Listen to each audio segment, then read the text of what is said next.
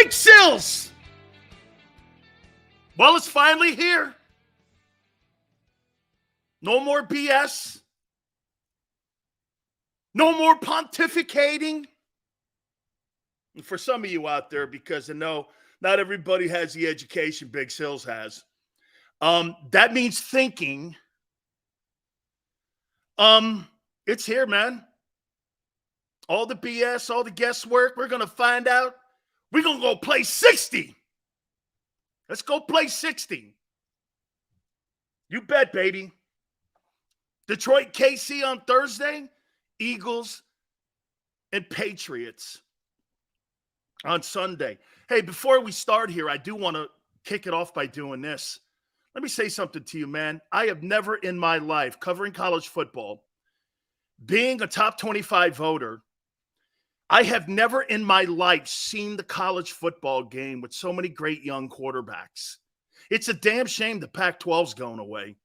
Shedeur Sanders, I'm going to make this point to you. You're trying to tell me you think Caleb Williams is that much better than that kid? I'm not buying that. I don't think that kid at Southern Cal is that much better than that kid. And Travis Hunter, he's the best player in the country. He's the best player in the country. I've never seen anything like what I saw in that Colorado TCU game with one guy going 140 plays like that. I've never seen anything like it. He was the best player on the field offensively and defensively, who's the most elite guy I've seen. Unbelievable football. That kid could be the first player taken in the draft. He's a West Palm kid. I see what all the hype is about him. He was unbelievable. Shedeur Sanders was ungodly. He had a couple drops in the game. His first Power 5 game, he throws for over 500 yards. Shit, the kid from Duke last night taking apart Clemson. I mean, DJ, who left Clemson and now at Oregon State, he threw for 5 touchdowns or accounted for 5. Man. The kid Penix at Washington. There were a lot. FSU's got a superstar. By the way, Brian Kelly's the most overrated college football coach in the country. And he's at LSU, and you fired Ed Orgeron for that? Good luck to you. All right. I want to say this to all Philadelphia Eagle fans. And I'm going to do this as gently as I possibly can. If you tune on any of the radio shows in that respected market, this is what you got today. Hey, the New England Patriots O-line's banged up. Their right tackle's on IR. You know, the guards and everybody are hurt. And I'm like this. Don't buy into that. The fastest way to get your ass kicked is to have higher emotions going into the game and less respect for your opponent. Who gives a shit who New England lines up against you? Go play your game. Don't buy into that Belichick stuff. It sounds like Lou Holtz. Hey, I don't know how we're going to beat Miami. Yeah, Miami got all these superstar players. They're the best on the planet. We're banged up going in. Dumbest thing you can do. Dumbest thing you can do is listen to that bullshit. Well, their old line, you know, is a little... Who cares? Prepare against the Patriots. Because remember something. They got better coaches than you. Bill O'Brien actually owns a national title ring and a Super Bowl ring as a coordinator. Belichick has 8 Super Bowl rings. I wouldn't walk into that game leaving anything uncovered. And I'll also say this to you. You lost the Super Bowl because you got your asses out coached. So I wouldn't be going into a New England game saying this. Well, their old line's banged up. That has nothing to do with me. Take care of yourself. Okay? Take care of yourself. Don't worry about the shit that's going on in New England. Whoever they line up on Sunday against you, go play your best ability. Start reading your press clippings. Start hearing how great you are. I think you're going to have a little bit more of a struggle, and I do believe that's a fourth quarter football game. I don't give a shit what people say. You do not have the better coaching and special teams in that game. You have the better roster, yes. But they have better coaches, better special teams, and their defense might be better than yours. They were top 10. I think they were 9th, and they didn't lose anybody. They actually added Christian Gonzalez. I think their corners, they may not be as big as the Eagle corners. You really believe that you think you have better corners going into that game? We're going to find out again. No, Callie Green. I'm going to, here on a Tuesday, Callie Green just asked me, Sills, do you think we're losing? Let me get into that here in a minute. I'm going to get into this here in a minute. Eagles named 9 captains. Hurts, Slay, Jake Elliott, Devontae, AJ, Brandon Graham, Jason Kelsey, Lane Johnson, Fletcher Cox. I guess it's cool. I like one dude. And I'll make this point to you. Probably the whole team did that. You want to know the difference between the Eagles and other teams? I think it's cool. How about Jonathan Gannon coming out and naming Kyler Murray a captain?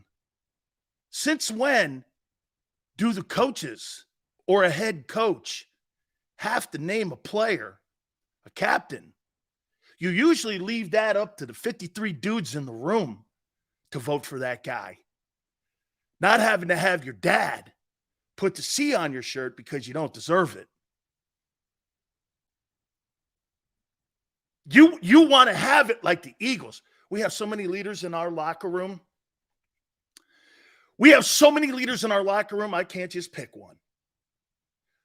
So the team picks these guys. That's great. Okay? That's great. In Arizona, Kyler Murray's dad picked him, and he's hurt. Talk about a turd move. Whew, man. Here, let me name my guy who's not even playing the captain of the team or one of the captains because he knows everybody in the locker room has no respect for him. You can't build respect for another man. That man has to earn respect with everyone in the locker room. You earn it. You're not given that.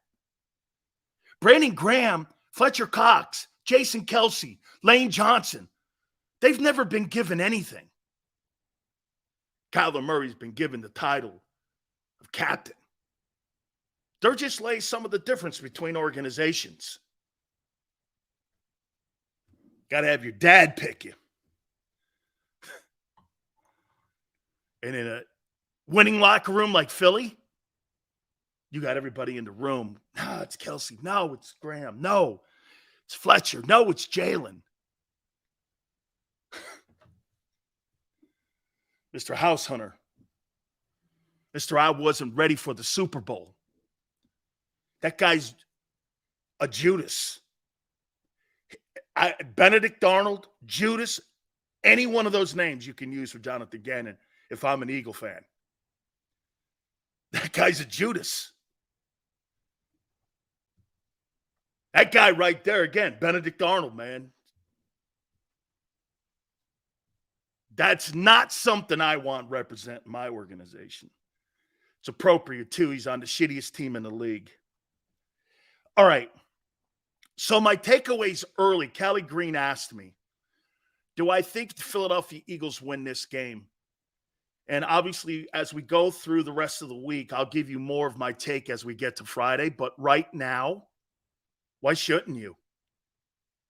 You're coming off a Super Bowl appearance. You have the better offense. You have the better quarterback. I think your defense is overrated. Or no, I don't think it's overrated. I think it's overhyped. You haven't done anything. At least the guys in New England are bringing the same people back. And they finished 9th or 8th, whatever the ranking was. You lost five starters out of 11. Well, Carter's going to be good and Dean's going to be. That sounds great when we're talking about Disney films and fantasy and maybes and fortune telling. You got a better chance of hitting Powerball than predicting what an NFL career is going to look like. You understand this, right? Kobe Dean's going to be a star. Okay. We'll see. 34 snaps. And you're asking him with the green dot in there against Bill Belichick. And I'll say it one more time to you. You don't think that Jalen Reagor signing to the practice squad has anything to do with the fact that Jalen Reagor was on that football team until what? The first game of the year last year? You don't think he's got a playbook or understands the philosophy? They're not going to do much different this year than they did a year ago. Maybe more screens. You don't think Reagor knows? You don't think Reagor was around Brian Johnson? The particulars? Well, Patricia's on the other side. True. Well, Belichick had to go get him a stooge for the Eagles. This is gamesmanship this guy plays. Okay? Jalen Reagor is a spy. And he's making the Eagle guys go. You know what the Eagle guys have to do in the offense now? What could Reagor know that would be detrimental in the preparation of this football game coming up on Sunday? Common sense, you would ask that. Jalen, come in here for the defensive meetings if you can. And Bill's going to sit down along with Bill O'Brien. And they're all going to sit there and they're going to talk about philosophies. Because what have we been told this offseason? Eagles really aren't going to do much different schematically, defensively, and offensively going into this game. Do you know what the Eagles now have become? And do you know why this is going to be an interesting year for Philly? You become predictable on what you do. And I'm going to get to this here in a minute. Again, Callie Green asks the question, Sills, do you think we lose? No. I'll bury the lead. No. But what you don't want to do is make it a fourth quarter football game. I'll explain here in a second on that. Again, you don't want this to get into the fourth because special teams and coaching will play a factor. Like I said this before to people, you don't have to be a great coach in college football. You got to be a great coach in the NFL. Okay? You have to coach mistakes that you make in the draft.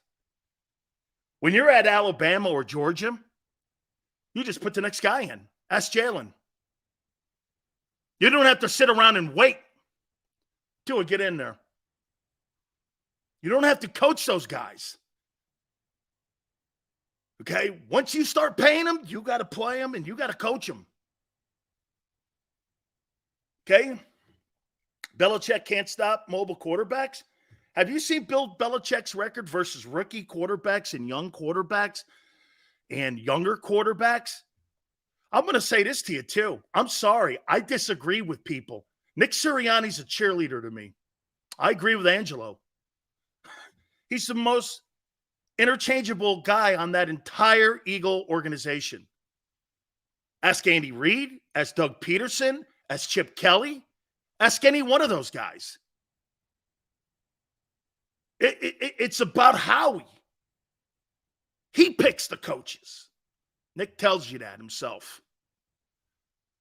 So, again, fourth quarter football game. Now, I'll say this to you. If the Eagles pop out on them and they jump out on them 21-7 and you're at halftime 21-7, that's going to be a pretty tough climb for them to get out of.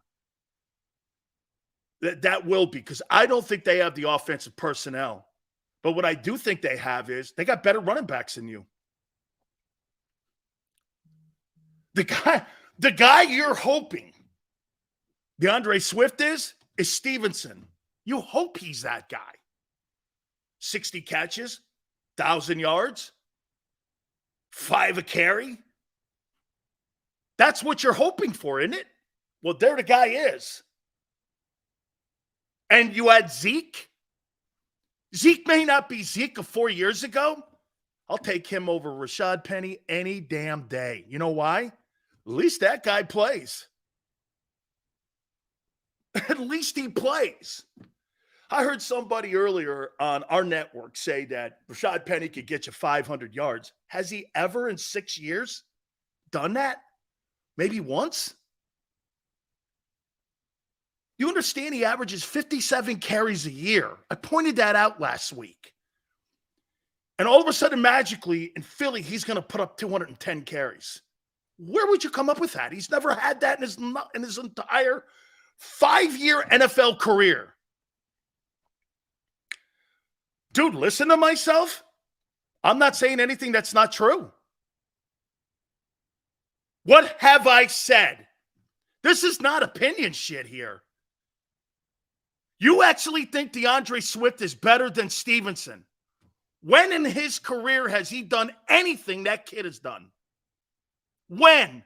Show me. Don't tell me. Show me. Show me.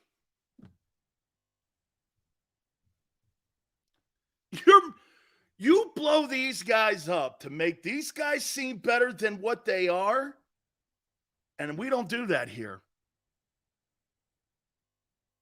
You don't have one back in your backfield right now that has done the stuff that kid Stevenson has done. For that matter, Zeke. Now, I don't think Zeke's the same player. Here's your advantages. Quarterback, O-line, wideouts. You think you have an advantage in defensive line? Do you think you have the advantage on D-line? Funny. The Patriots were better against the run than you last year. Funny. You think you're better? Well, they also got some double-digit sack guys. Kid Judon can play. The other kid on the other side, the D tackle with 7.5 sacks. Oh, you have a DT in Philly right now with 7.5 sacks coming off an NFL season? Do you? That'd be no. That'd be no. Tell me who you are, not what you think they're going to be. Remember something about potential. That means you haven't done it yet. Potential, Dean. Potential, Brown. Potential, Carter. Potential, Smith. All potential. It's good. I think they're athletic. Fletcher Cox at 6.5. Now let's do something that the Eagles have struggled on for the last, I don't know, let me see, 2 years, going on 3 now that I've covered you guys. Let me ask you a question here. Cox did not have 7.5 sacks last year. Who's your closer? Pat's O-line is what? I don't know. Eagles DTs are what? You don't know either.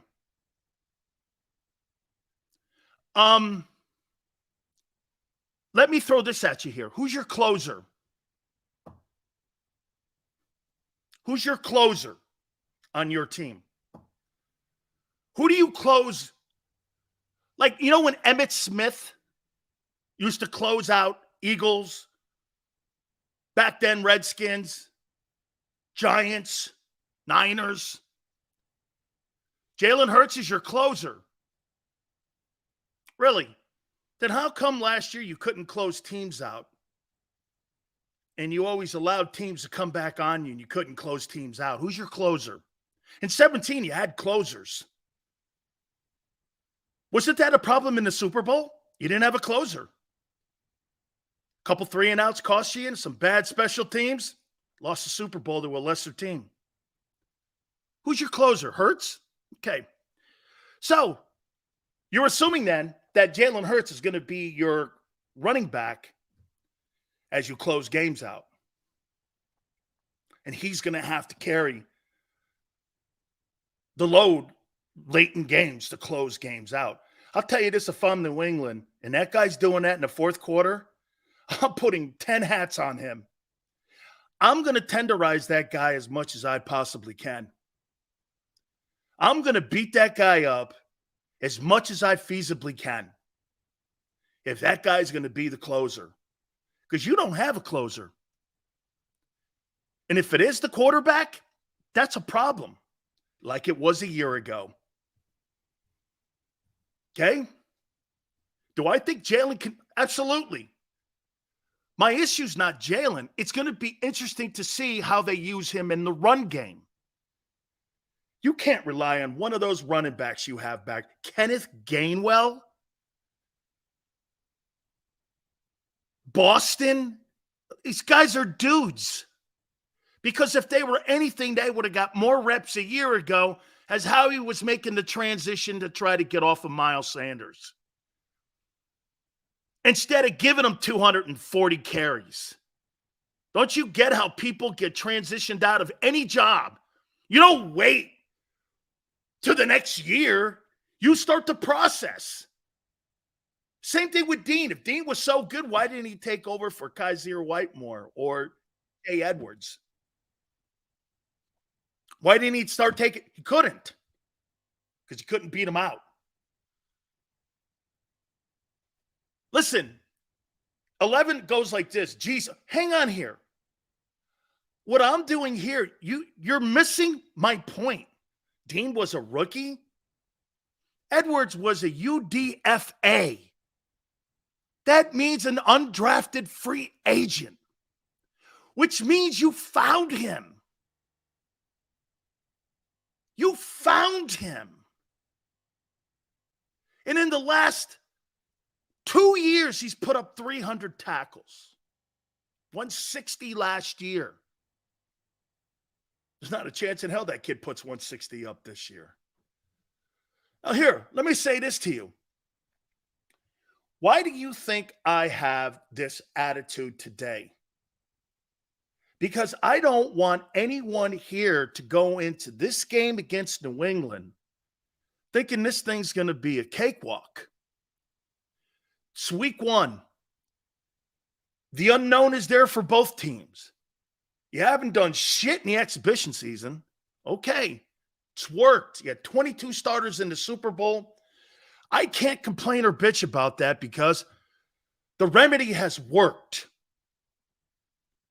Okay? The remedy has worked. It totally has. Someone just put, Calvin goes 31-17.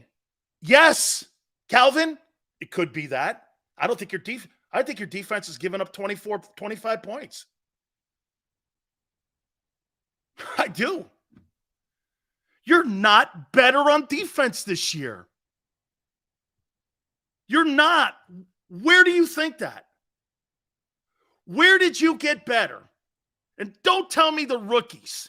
You don't know shit yet with them. By the end of the year, you'll be able to say this.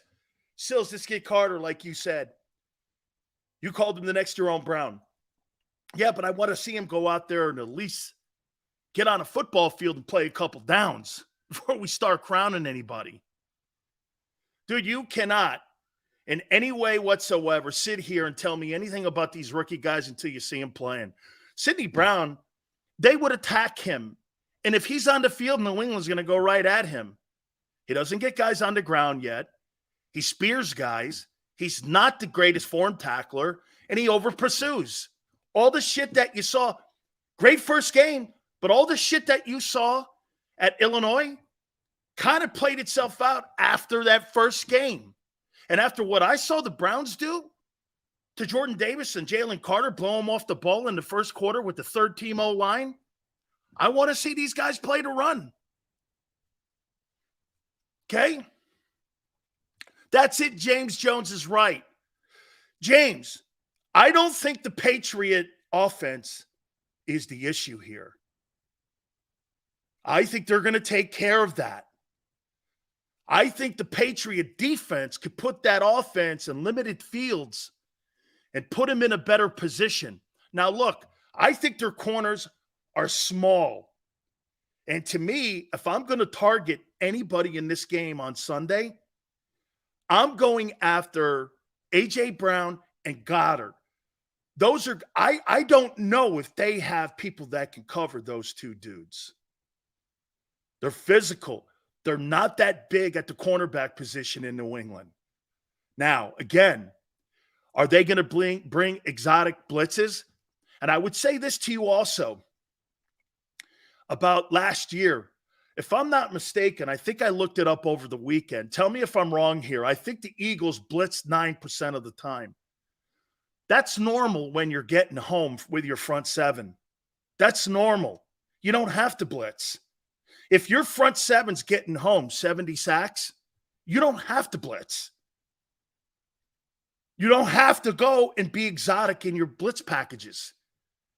Why in the world would I put my corners on an island with some safety blitz when I don't have to when my front seven's getting home? That you're playing high percentage defense when you do shit like that. Why would you do it? You wouldn't do that. That's why you didn't. As much as I can't stand Jonathan Gannon, okay? As much as I can't stand him, he didn't have to blitz, okay? Patriots won't score more than 17. Nobody on the planet in the NFL, according to personnel people, think your defense is that. I think they got him ranked somewhere around 17th. PFF's got him down there somewhere too. You guys are crazy. You've lost your entire triangle. Your middle linebacker, a guy who had 60 tackles and 11. And guess what they're doing in Philly now? They're downgrading Javon Hargrave. So you think that Jalen Carter's going to put up 60 tackles, 15 hits on the quarterback, 11 sacks in his rookie year? Okay, I want to see that. That'd be a great rookie year. Be a Corey Simon rookie year. Okay? Even though he's never had double-digit sacks in his entire professional career or collegiate career. All right. Once again, I'll say something to you about these Georgia guys. These Georgia guys do a lot of rotating down there, and you don't really see a lot of production out of them. I mean, like I told you before, 9 sacks in 45 games for Jordan Davis. It's not a lot of production. It's not a lot of production. Now, they do a ton of rotating. They got guys down there right now that are going to go in the first round. So you kind of give them the wall pass and the hall pass on that. Okay? And let's not forget something, too. Your great corners, Juju Smith-Schuster beat the shit out of you in the Super Bowl. Juju Smith-Schuster and a crew of nobodies beat you. Yeah, it was Mahomes. Okay, so Mahomes made Juju Smith-Schuster better than anything you played against all year. And that includes Justin Jefferson. Okay, I got it. And by the way, do I think Mac Jones will be one of the better quarterbacks that the Eagles have played against in the last 2 years? You understand this? There's no Davis Mills. There's no Davis Mills here and rookie quarterbacks like Kenny Pickett. Let's not forget something. His first year, he did go to the Pro Bowl. I actually like Mac. You're coached by Saban and Belichick. That can't be too easy. And personally, I really don't care what some of you are saying right now, because most of you sit in the stands sucking on corn dogs. Doesn't matter to me. Okay? Doesn't matter to me. What I'm telling you is, you go into that football game listening to bullshit about, well, they're old lines, you'll get beat. You'll get beat. T goes like this: stop doubting our team. Doubting? I'm the one that said you were going to the Super Bowl. Do you understand where you guys are right now? If you were in the process, and see, listen, maybe what I got to do is explain it a little better here. I'm not talking to you angry. I'm talking to you with a sense of urgency. You have an opportunity because you're close. If we're the Cardinals or the Colts, you think I'm talking like this? No. You're years away from being competitive. You're here. You need to take full advantage of what you're looking at. And you have to understand, again, where you are. Okay? Chris, that's right. Chris, the unknown on defense is the key. Remember something last year. All veteran leadership and all veteran guys. There's a ton of inexperience and unknown this year. And for anyone to just go like this, well, we'll be the Eagles of last year. Not remotely close. You will not be remotely close. Okay? Fans can say whatever the hell they want. It doesn't matter. It's the players who need to take this serious. I believe Jalen too. Big D. Jalen has his team ready to go. He's a leader and he's hungry. I completely agree with all that. Hurts is not the issue. Have you heard me say anything about Jalen? Absolutely not. Okay? Absolutely not. Hey, Sway. Sway goes, Juju had 7 receptions for 53 yards in the Super Bowl. And then he happened to slip that baby on after he beat you. Congratulations to you. Those 53 yards were part of why they won. You think that was a statistical thing? Remember something. Against the Chiefs, you haven't proven to me you could beat that team yet. They went into your barn, beat your ass, running the ball for 238, and then they beat you in the Super Bowl. You're 0-2. Yeah, but Jalen's got better stats. Love those participation ribbons, don't you? Keep hanging them around your neck. Jalen's a better quarterback than Mahomes. Why is Mahomes 2-0 against you? Sills will say anything? No, I'm not saying anything. What have I said to you that's not true? What? I haven't heard you say a decent take yet. Which what? Which one didn't you like? Which one didn't you? You love stats? No, I love wins. You said he killed us. He did. You see your DBs running into one another in the fourth quarter? It looked like the Keystone Cops. Between what Reed and Mahomes were doing and watching Slay and Bradbury and those guys running into one another, it was comical. Go back and watch the fourth quarter. You really want to get a good laugh? You'll think Carson Wentz is playing back there in the secondary.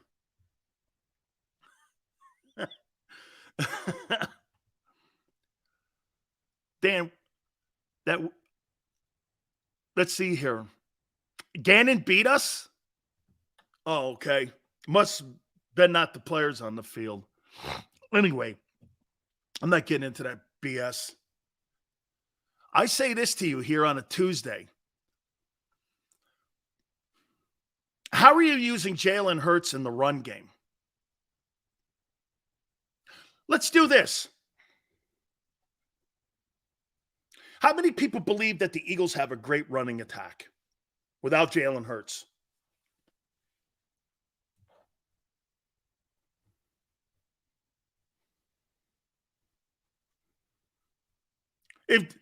I guarantee you Jalen has the most carries in this game against New England.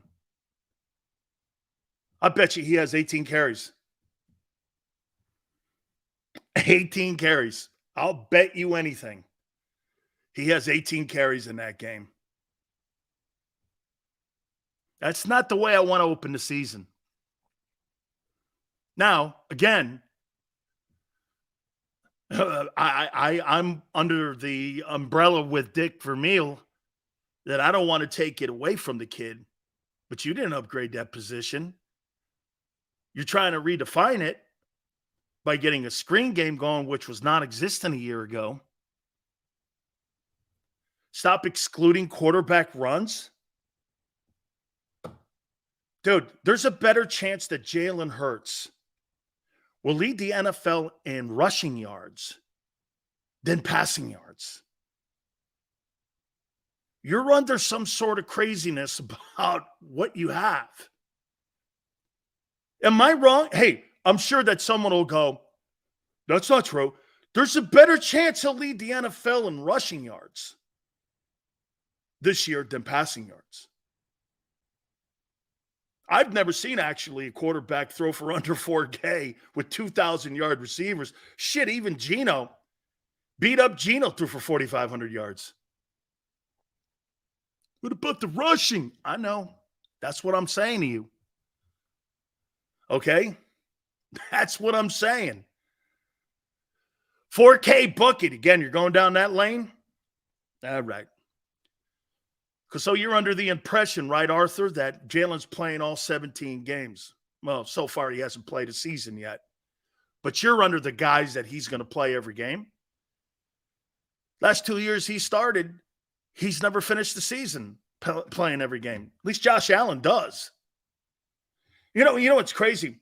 I hear people on here all the time telling me how great your quarterback is over Josh Allen. And we've talked about this before. How can you be better than Josh Allen when Josh Allen was 13-3 last year? A stupid play by him against the Vikings that cost him home field, or he would have went 14-3 or 14-2 because I didn't play that other game against Cincinnati. And you guys say he made a step backwards? So a guy who was 13-3 made a step backwards. Interesting. What happens when he cleans it up and he plays better? He's undefeated in the AFC? Jalen plays in the JV. Allen plays in the varsity level.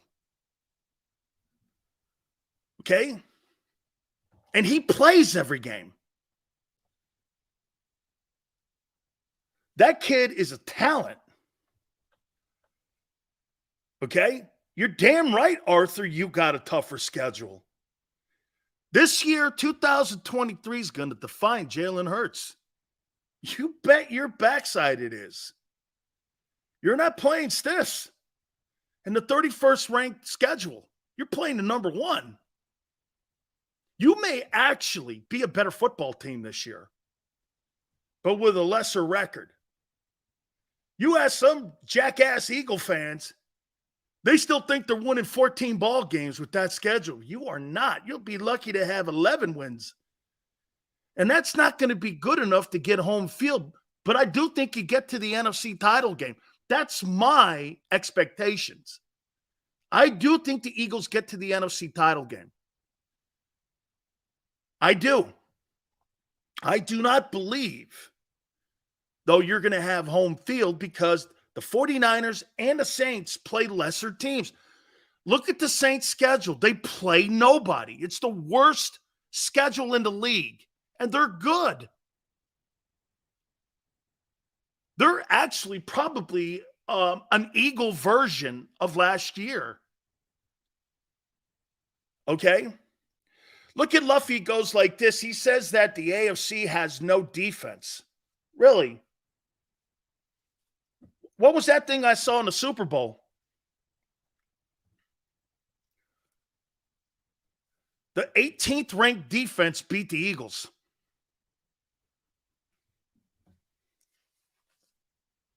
They were 18th or 19th.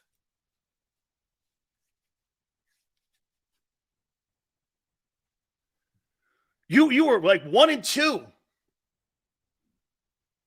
They had the best offense and one of the worst defenses. What does that mean? Did that matter? LJ goes, Josh Allen chokes.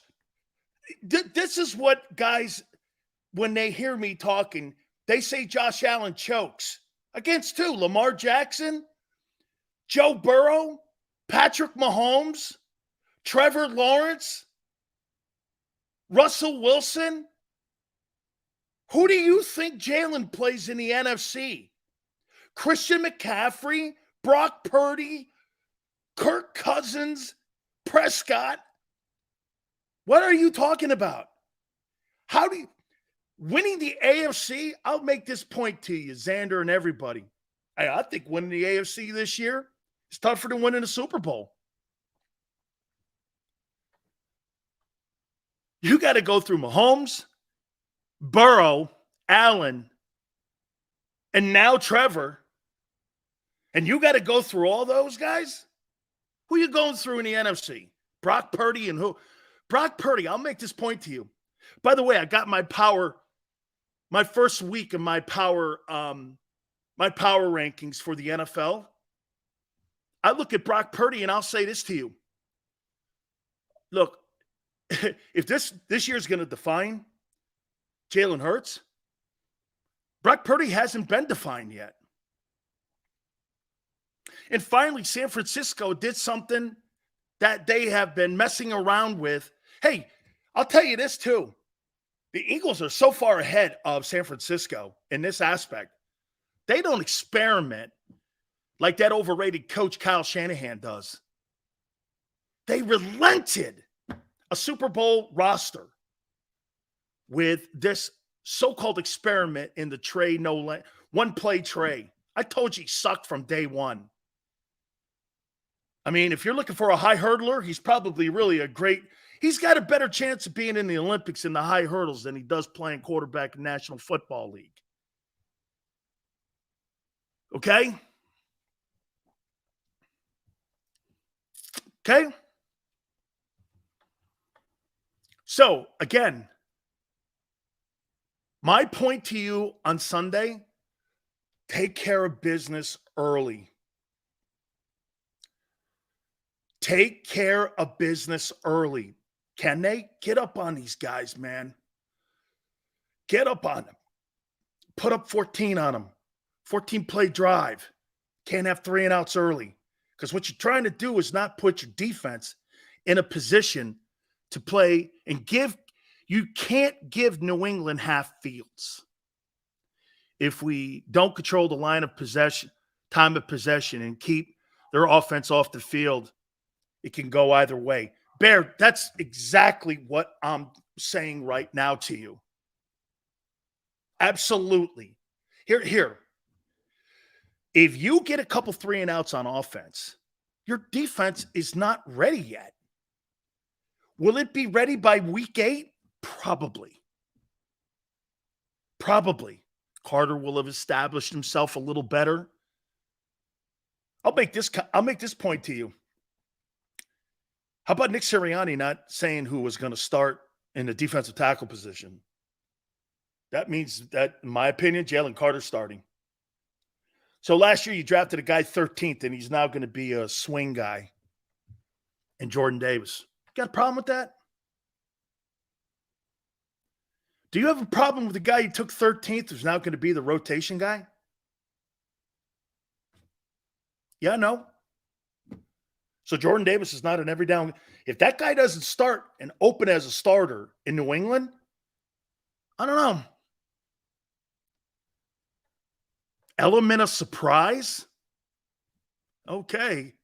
Yeah, because I'm sure Belichick will be surprised. We should ask the NFL to give us a hard schedule every year. It'll make us better. NFC's a dump at this point. You know, death row, I think it makes you more prepared to go into big games. See, NFL is not like college football. Remember the year that the Patriots had the undefeated season? They lost to a 10-6 New England Giants team. And I think it was because they got beat in that final regular season game against the Patriots. They saw what their opponent was, and it prepared them for their game tempo. I think that game that the Giants lost in the final regular season game that year won the Super Bowl for them. They saw everything they needed to know, and they saw everything they needed to do. And then they won. You bet. Playing turds in tomato cans doesn't prepare you for games that you have to win. Okay? Why do you think when the SEC gets into these games like Texas, they're going to kill Texas, Alabama, in Tuscaloosa? So you think that Longhorn team is going to go to Tuscaloosa and beat them? Never happened. Never happened. Never happened. Never happened. Teams that play in the light shine in the light. Teams that play tomato cans, when they play those big games, they get beat by the good teams. And then really in the last 2 years, every time the Eagles have played against a good quarterback or good teams, they get beat. And now they got a bunch of them. Little beast, I am so looking forward to this. I cannot wait. And by the way, what's wrong with getting to the NFC title game if you're 11-6? Who cares? What's the record have anything to do with what kind of team you are? I don't want to, hey, I don't think you don't want to look shitty in September. But I mean, I don't give a shit what my team looks like in September. I care what they look like in November, December, January, and February. Who cares?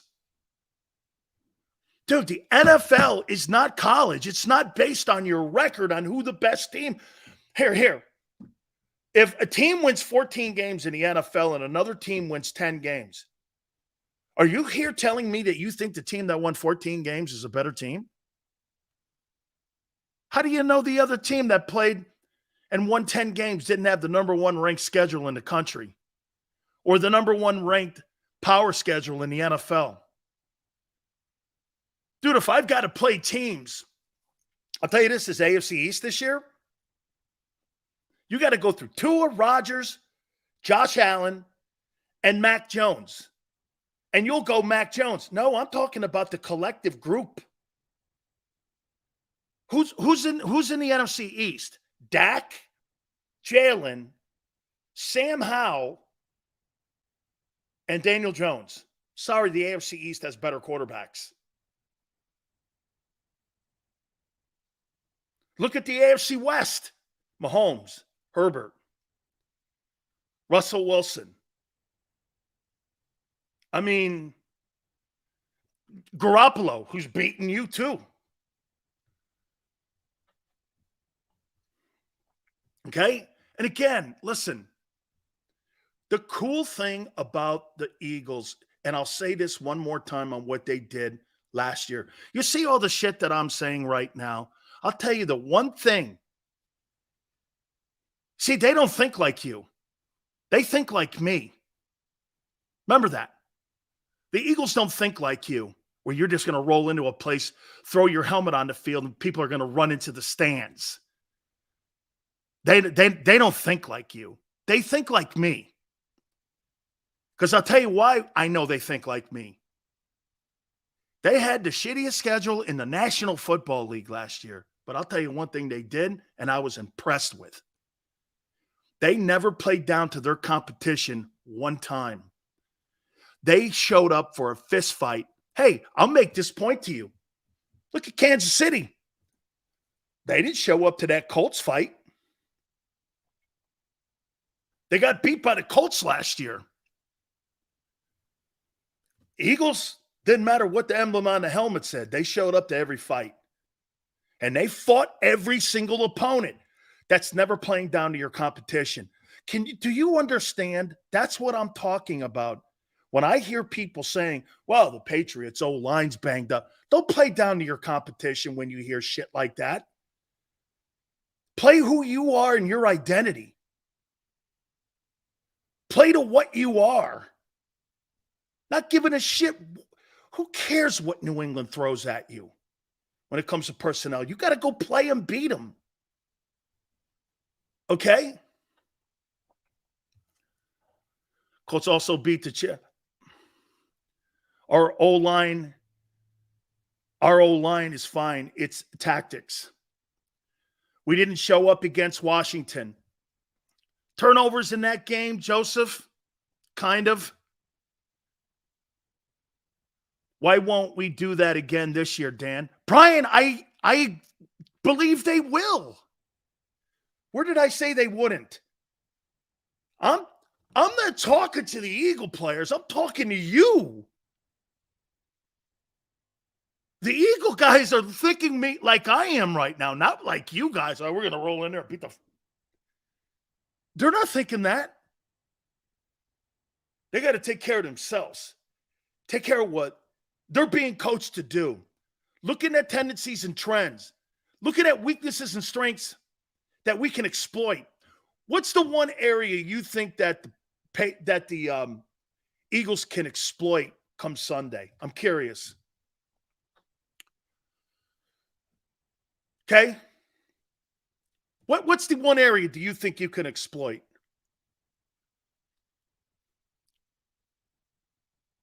Luffy goes, the Patriots right tackle isn't playing for. I don't give a shit. I saw Jason Peters not playing a Super Bowl. Did it matter to you? You put some backup dude in, did you not? This shows you how dumb some of this shit is sometimes. So you lose Jason Peters, you put a guy in, you have another backup guy in the Super Bowl, and you guys win the game without Jason Peters.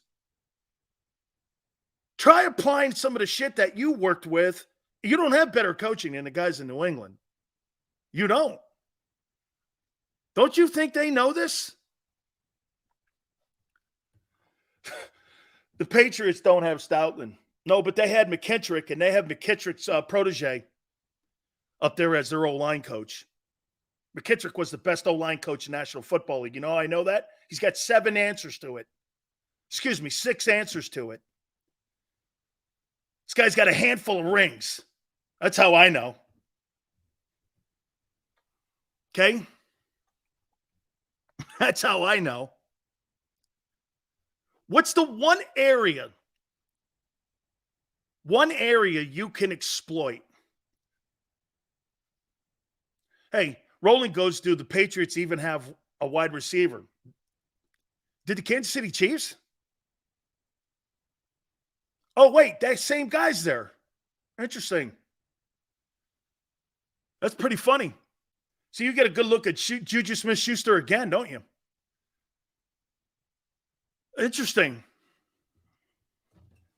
Juju Smith-Schuster, again, 53 yards, 7 catches. All right. So you get a good look. Run game? I don't know. Maybe. Jalen? Probably. Yeah. Okay. Yeah. Let's see. Patriots will continue to run up the middle to test conditioning of Jordan Davis. That's if he starts. Also, they will have to take the time of possession from Philly. That's right. You got to keep Jalen on the sidelines. So you got to run the ball. This is where I think the game plan for – here's the game plan I would think for New England. I want to win the coin toss. I don't want to defer. I do not want the Eagles to go on a 14-play opening series drive on me. I want to get the ball. Okay? Because this thing could be over by halftime if the Eagles get up on them 21-7. I can't have that. And how you make a fourth quarter game, I'm not deferring shit. You have to at least – your first series, if you're New England, you can't be stopped inside your 20 or 35-yard line and then punt. You can't. Now, I'm going to be expecting to make plays on your special teams because where they can exploit the Eagles, your special teams is the worst unit in the league. Okay? So I'm assuming – have you guys even named a punter yet? I've never seen anything like it. Have you named a punter? Do you have a punter yet? I mean, Are you just going to call a guy Friday and go, hey, you want to come kick? I mean, have you named the guy? One of the most important players on your team when it comes to field position. Is there a dude on the team yet? So wait a minute. Let me get this right. It's Tuesday and you don't have a punter? Interesting. Boy, I'll tell you what, man. I like how the Eagles take their special teams. They don't. Nope. So you have how about this? I'll concede on this. It's not questionable defense. Uncertain because we don't know yet. And so what you're going to do then is, with all the question marks on defense, you don't have a quality kicker. Are they bringing Sipos back? Right now, that's probably your best option. We're kind of late in the week here. Tomorrow's Wednesday. I mean, you're going to travel Saturday? No, you'll travel Saturday. You get up to New England on Saturday. I mean, I would think so, Josh. I think Sipos has got to come back, right? It's got to come back, I would think. Right? I mean, look, I don't think he's good, but I mean, what am I going to, unless you're bringing Matt Ariza in, and I doubt they're doing that. Okay? So probably, okay, anyway, this is where I think New England's going to come at them. They're going to run the ball. You're going to want the ball early. You got to keep. Here, most of the time, Jalen Hurts in that offense averages about, what will we say, 65 plays a game. So you're talking about 32, 33 plays in the first half, correct? As an average. So that comes down to probably 4 series or 5 series. You got to limit them 4 or less if New England wins this game. Look, what film from last year, Big Sills for punter. Thank you, Death Bro. What film do you think they're going to watch to prepare for the Eagles? What film do you think that they've dissected?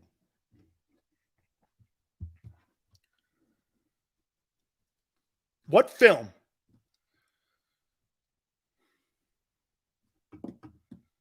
(2011) No.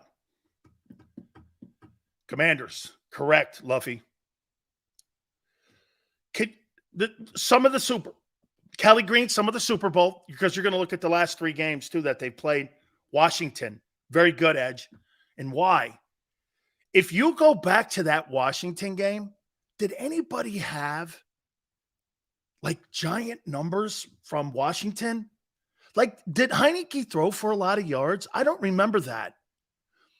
Did Antonio Gibson, this is obviously the win I'm talking. Did they put up, did Terry McLaurin put up big numbers in that game? I don't remember.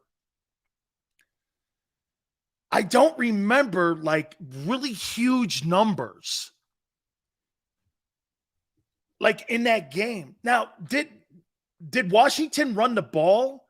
Wasn't it Washington ran the ball and there were turnovers in that game?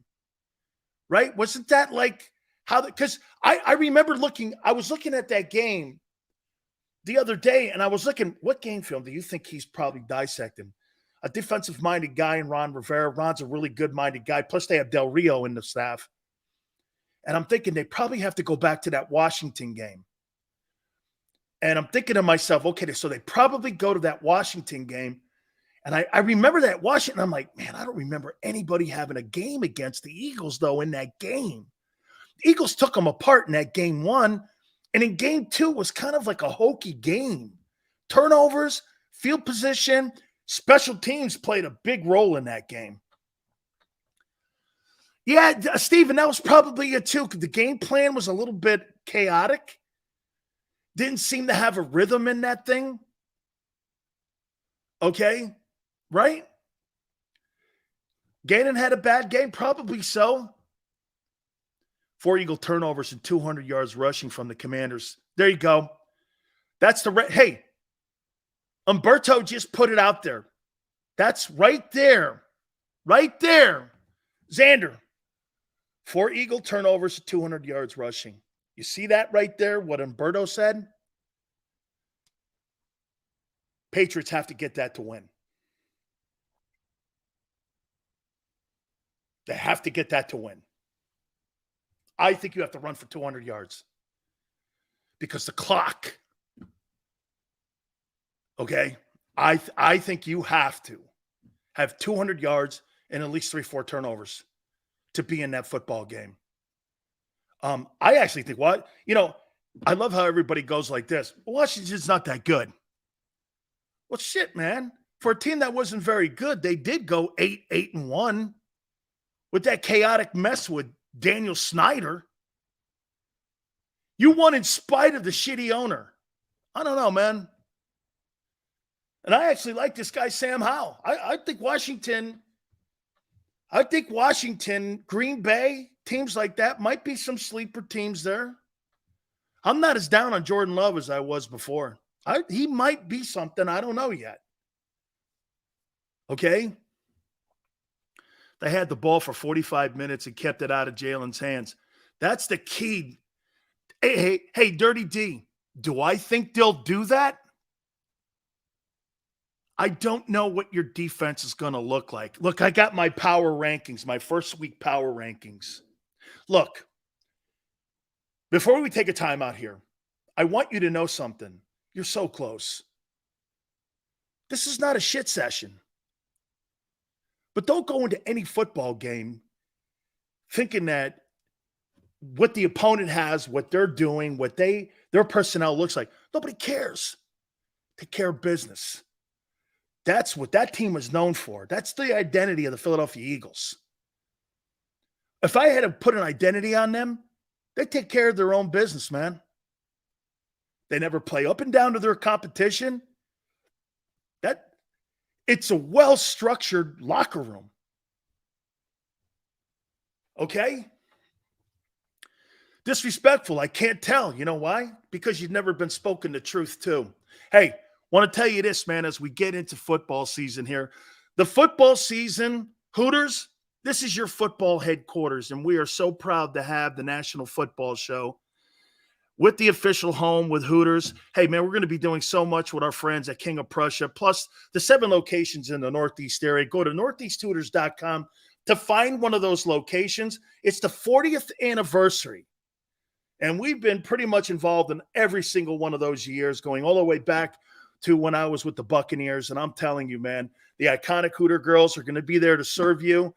All your friends, man, what a great place. The official home of Eagle fans is Hooters, King of Prussia, plus the 7 locations.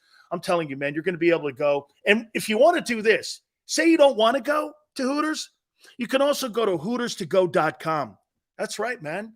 Hooterstogo.com. All you got to do is just log on there, man, and order right there online. Get your grub.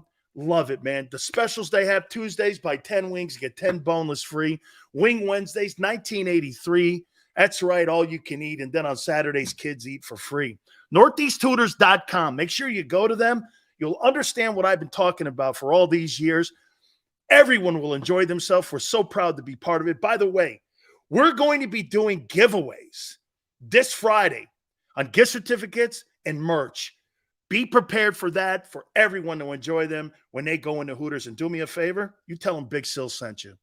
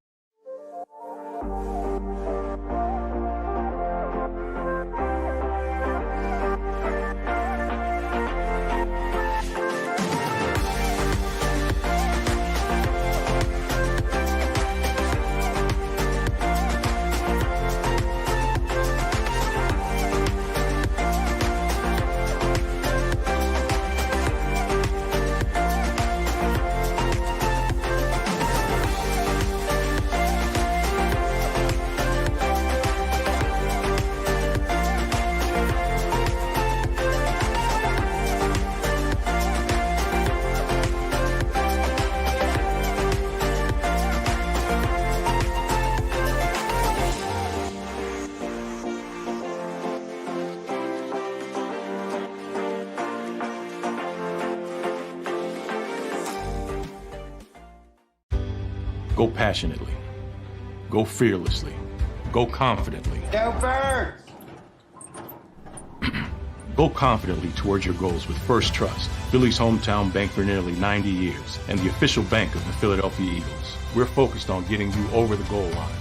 So go with conviction, go with trust, Go Birds! and go forward with us by your side. First Trust Bank, the official bank of Philadelphia dreams. Oh, and go Birds.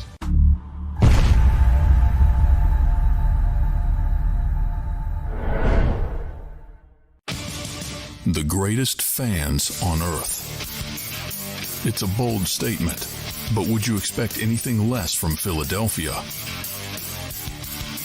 58 years of heartache creates a toughness, a grit, a resolve not found in most. Sure, our prayers were answered, but now that we've had a taste, we're looking for more. Pondley Hockey, official partner of the Philadelphia Eagles. All right, did you know I was the mommy slam dunk champion? Really? Yes, really don't sound so surprised. Let's see it. Oh, you're ready. All right, here we go. Let's hear the crowd. So go to right, I go to left, fake a mom. Mama, go up, mama! She did it. Again? You can't avoid gravity, but United Healthcare can help you avoid financial surprises by helping you compare costs and doctor quality ratings. United Healthcare. Uh-huh. EAGLES, Eagles.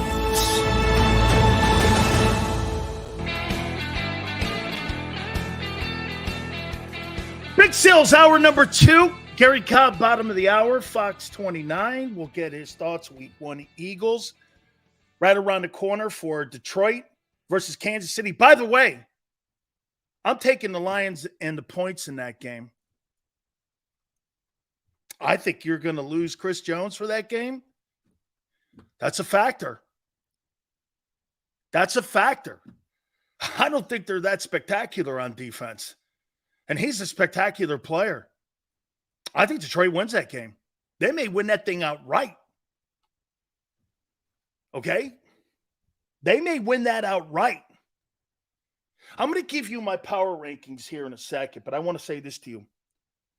Deion Sanders will never turn around Colorado.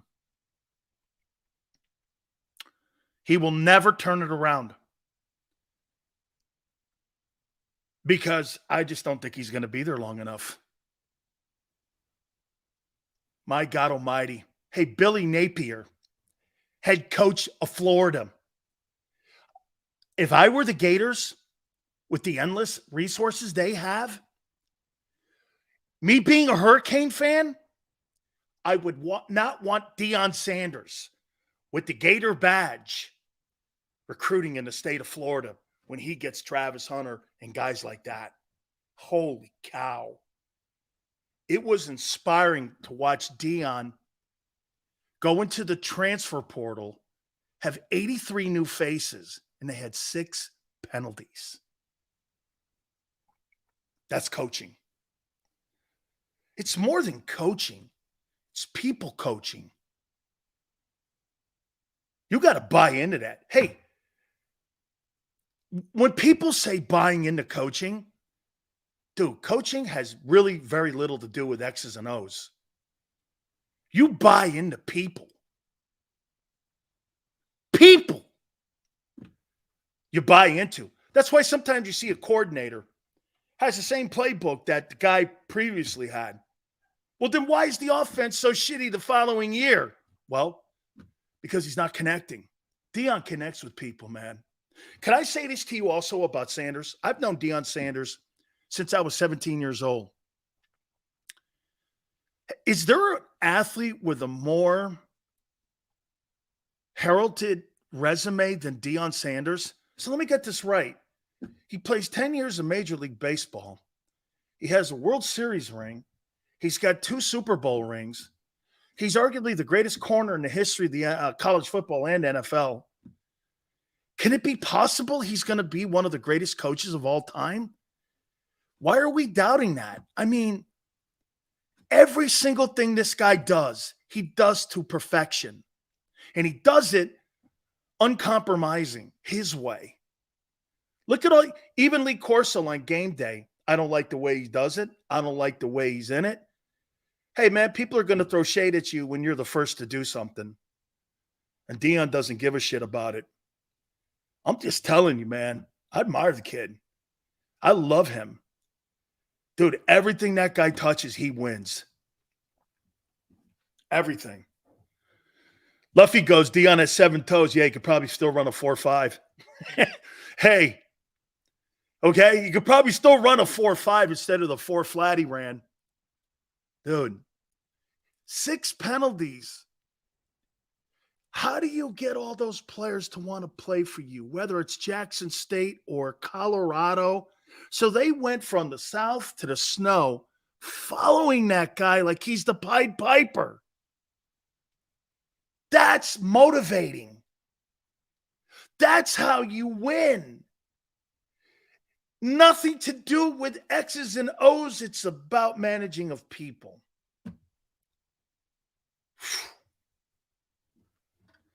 Look, I think they're a little bit overjuiced right now. They were 10-point underdogs before the TCU game against Nebraska this weekend. Okay? And now they're like 7-point favorites. You're like, you might want to pull that up a little bit there, man. It's too much of a swing. The bet is Nebraska right now. By the way, this Travis Hunter kid's the best player in the country, not a quarterback. He's the best player in the country. I've never seen a guy play 140 plays like that, and he was the best player on the field. I mean, and he was the most elite player on the field. And that includes Shador. Man, I'll say this to you. That kid, what's that kid's name that was at LSU a couple of years back that was a corner? I forget his name, man. He was like the third.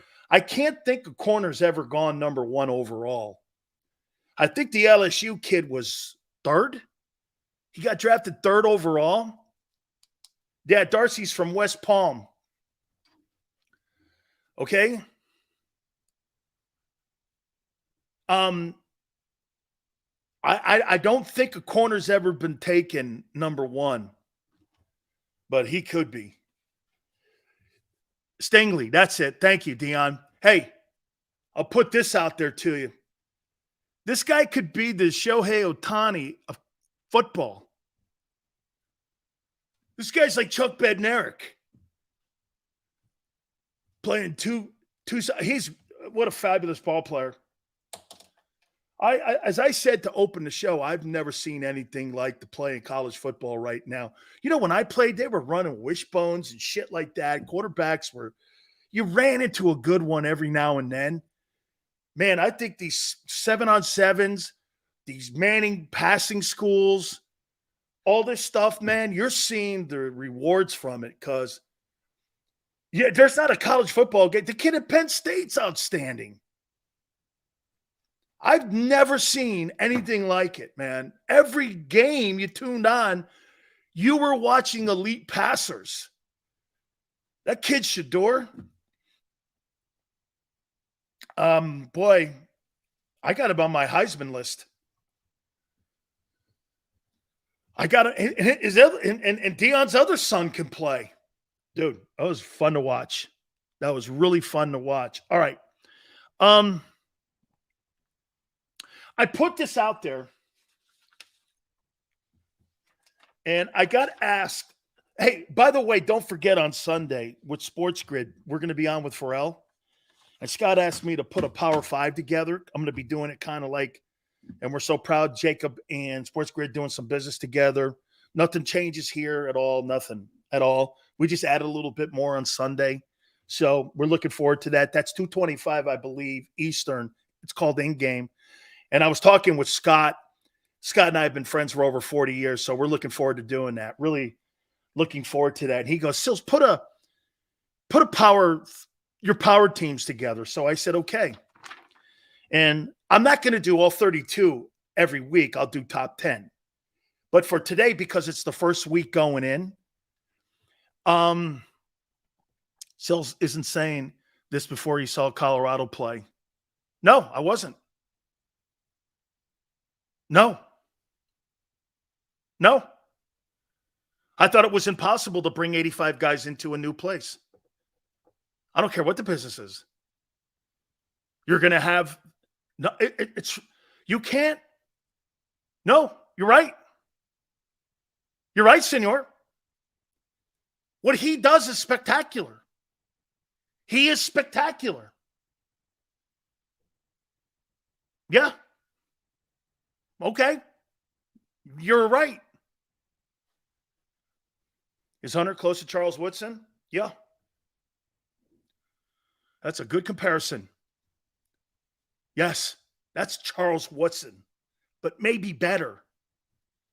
Because Woodson wasn't the receiver this guy is. Unbelievable. I kept doing this. I was screaming in my house, oh my God, for the kid Hunter and Shedeur.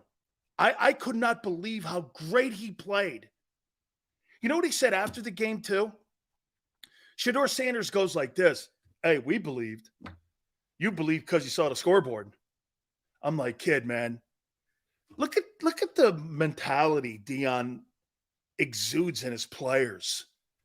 I've been trying to get my Miami Hurricane guys to buy in. They got A&M this week. Do you believe like those Colorado guys? You know what's crazy? Warren Sapp and Michael Irvin gave those guys pregame speeches. I'm sitting there going like, yeah, those guys bought in everything we did. All Eagles fly go one game. So what you thought you saw from a one-win program, yeah, you're right, one game. That's all they won last year. You're right. That's Shedeur Sanders. Dude, he's spectacular. Spectacular. Like, I don't use that word. I don't think Caleb Williams is spectacular. I saw him against San Jose State with inside pressure once again getting to him. I don't think USC is going to beat Utah. They took the Gators apart. I don't buy into Lincoln Riley's quarterbacks except for Jalen. The rest of them have been dogs. All right. Before we get Gary Cobb in here at the bottom of the hour, okay, Sills, what do you think about your Canes? I don't give a shit what they did against Miami of nobody last week. Okay, and I even tweeted that out. You should see Cane fans going around telling everybody how great I'm like, Miami of Ohio? That's roadkill. You got Texas A&M this weekend. You're coming to your place. You better take care of business. It's about time you start winning some freaking real games. Miami of Ohio, Bethune-Cookman, those shitbox programs. It's time to win some football games, not playing some games. Let's go win a game, man. A game that matters. That's what I think of my Canes. I'm sick of it. It's 20 years of shit football. 20 years of shit football. I'm tired of it. Tired. Telling me how many rivals you win and how many recruiting wars. Sick of it. Go win some games. Sick of that shit. Every time I tune on, people tell me we got...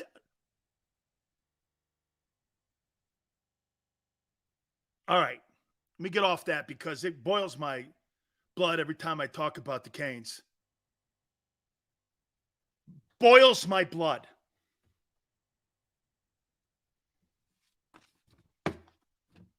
Lost one game, 3 years there.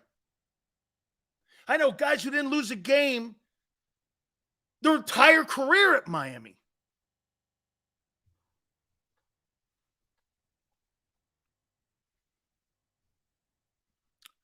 Jalen, it's just time. That's all it is. It's just time. It's just time. It's just time. All right. I put my 32 teams, my power rankings here. And I'm going to start from 32 and go all the way up to 1 before we get Gary Cobb on. The worst team in the National Football League is run by the worst owner in the National Football League, Mike Bidwell's Arizona Cardinals. No direction, no leadership. It's like a headless horseman, the Cardinals. The second worst owner in the National Football League, probably no coincidence that they're in this order.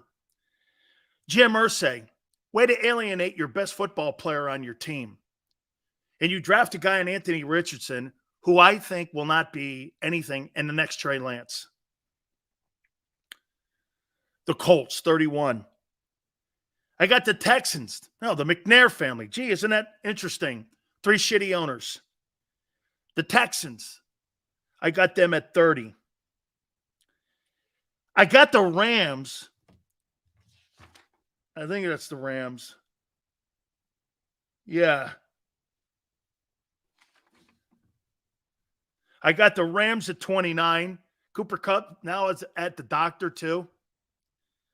Hey, look, man, they pushed their chips in to win the Super Bowl. They're going to go over 2 years of shitty football because what they did? Hey, guess what's happened with the Los Angeles Rams? The Bills are due. You know, you extended all that money. You made all those picks. You did all those trades. Won you a Super Bowl. Hey, guess what? The Bills are due. I got the Raiders. The Raiders are the West Coast version of the Commanders. Will they ever get out of their way? And Josh McDaniels is not a good head coach. I got the Bucks at 27. I think the Glazers are good owners. Okay? I think Todd Bowles, once again, is picking up the mess after the whole push your chips in. Bills are due there too. They got a good defense, though. The Falcons at 26. They're getting better, but they're kind of in that revolving door or that revolving toilet bowl spin. Since the Super Bowl, Brady's taken the heart out of that franchise. 25. I think the Bears are a little better. Hey, man, I'm rooting for Justin Fields. I like the kid. I do. Matt Eberflus, you really think he's the guy? 24, the Panthers. David Tepper is the richest owner in the NFL. Okay? He's the richest owner in the NFL. Hey, no disrespect, Xander, but little Bryce Young, you better get that guy an O-line. Because the stuff that I saw in the exhibition season, little Bryce Young he may be in for a long season down there in Carolina. Saints at 23. Maybe a little low. Maybe a little low. I got the Broncos at 22. I want to see it. The Browns at 21, I'm probably putting this team too low here.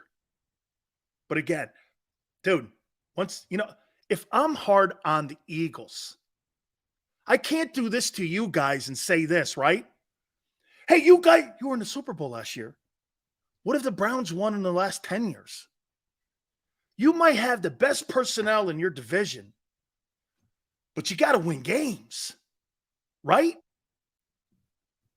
We're going to stop right there. And we'll pick it up at 20. Because before I bring G Cobb in, I want to kind of go back a little bit here. Mommy is the face of 2 head coaches, Bobby Petrino and Jimbo Fisher. Thank you, Death Row. I love what I hear with the people on the radio in Philly going, hey, the old line may be a little bit banged up and, in New England and, you don't. And this is what I say. Don't you think that's Belichick throwing out fake information? Isn't he known for that kind of stuff? He goes out and signs Jalen Reagor to be a company spy because you got Matt Patricia. Don't you get – hey, don't be shocked if your earphones and headphones go out in that game at Gillette. Let me get G Cobb in here, man. Hey, G Cobb, we're not going to be shocked, right, Gary, if those sideline headgear all of a sudden start to go out a little bit here. Right? Hey, that's been known to happen up there a little bit, you know.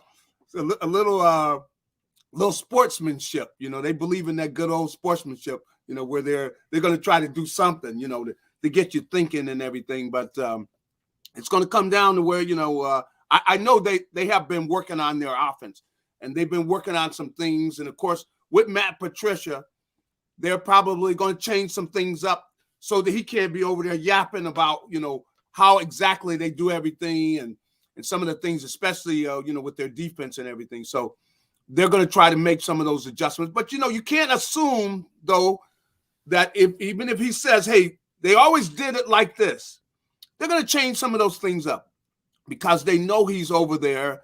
And this is part of the NFL, because a lot of times information, somebody that played in a certain organization or they worked in an organization, they have something to do with the team that they're getting ready to play against. So, you know, you got to be able to have some things fluid so you don't just show the same stuff all the time. You got to change things up. So they are going to change some things up because they know Matt Patricia is over here with the Eagles staff. Let me throw this at you here. Do you think the concern for the Eagles going into this game is not so much maybe their offense? It's more so much what they can do on defense, because it was a top 10 unit last year.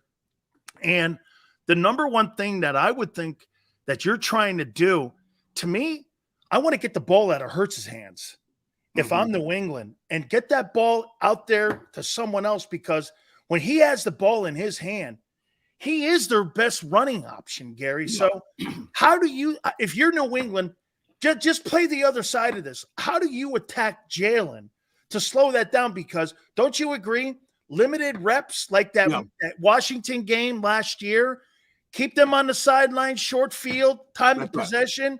Doesn't have to be an outstanding stat game, but that's kind of what kind of game they want, a fourth quarter game. Well, you know, I've seen some teams, you know, where they're trying to play, you know, that the RPOs, where you have somebody stunning off that side, you know. You have somebody blow the quarterback up. That's right. And where they're coming and they're going to attack him and make his reads hard, to where he's really not sure. Should he hand it off? Should he not hand it off? Because that was the core of their team last year with regards to offense. You know, they ran those RPOs. Now, with regards to the passing game, see, they got to think of some ways to take some people away. And that's going to be the difficult thing. Is sometimes they're going to have one of the linebackers is covering the tight end, you know, and they're doubling one of the other guys. So that's where, you know, it's going to be difficult for them, because the Eagles have strengths where you really don't want Dallas Goedert one-on-one with one of your linebackers. You really don't want that because he could beat the guy, and then he's big. He's a tough guy to tackle. So if he catches the ball, you know, he breaks the tackle, he's running down the field, and, you know, you got problems. So you know they want to double team AJ sometimes. They're going to want to try to take him away at times, and Devontae. But, you know, you can't do all of that at once. So I think that, you know, they're going to be playing games. You know, they're going to try to show different looks. That's one of the big things, is they're going to try to disguise what they're doing. How about this, Gary? Yeah. Do they have a closer? And I opened the show with this. And what I mean by that is, last year they allowed a lot of teams to crawl back into football games late in the year because they relied on Hurts' legs so much that, and even with Sanders in the year they had, that RPO offense, once you have a couple 3-and-outs, I mean, you allowed teams to come back in on them, and they were really a football team. And you know what? As dominant as they were, they still didn't. They had to play.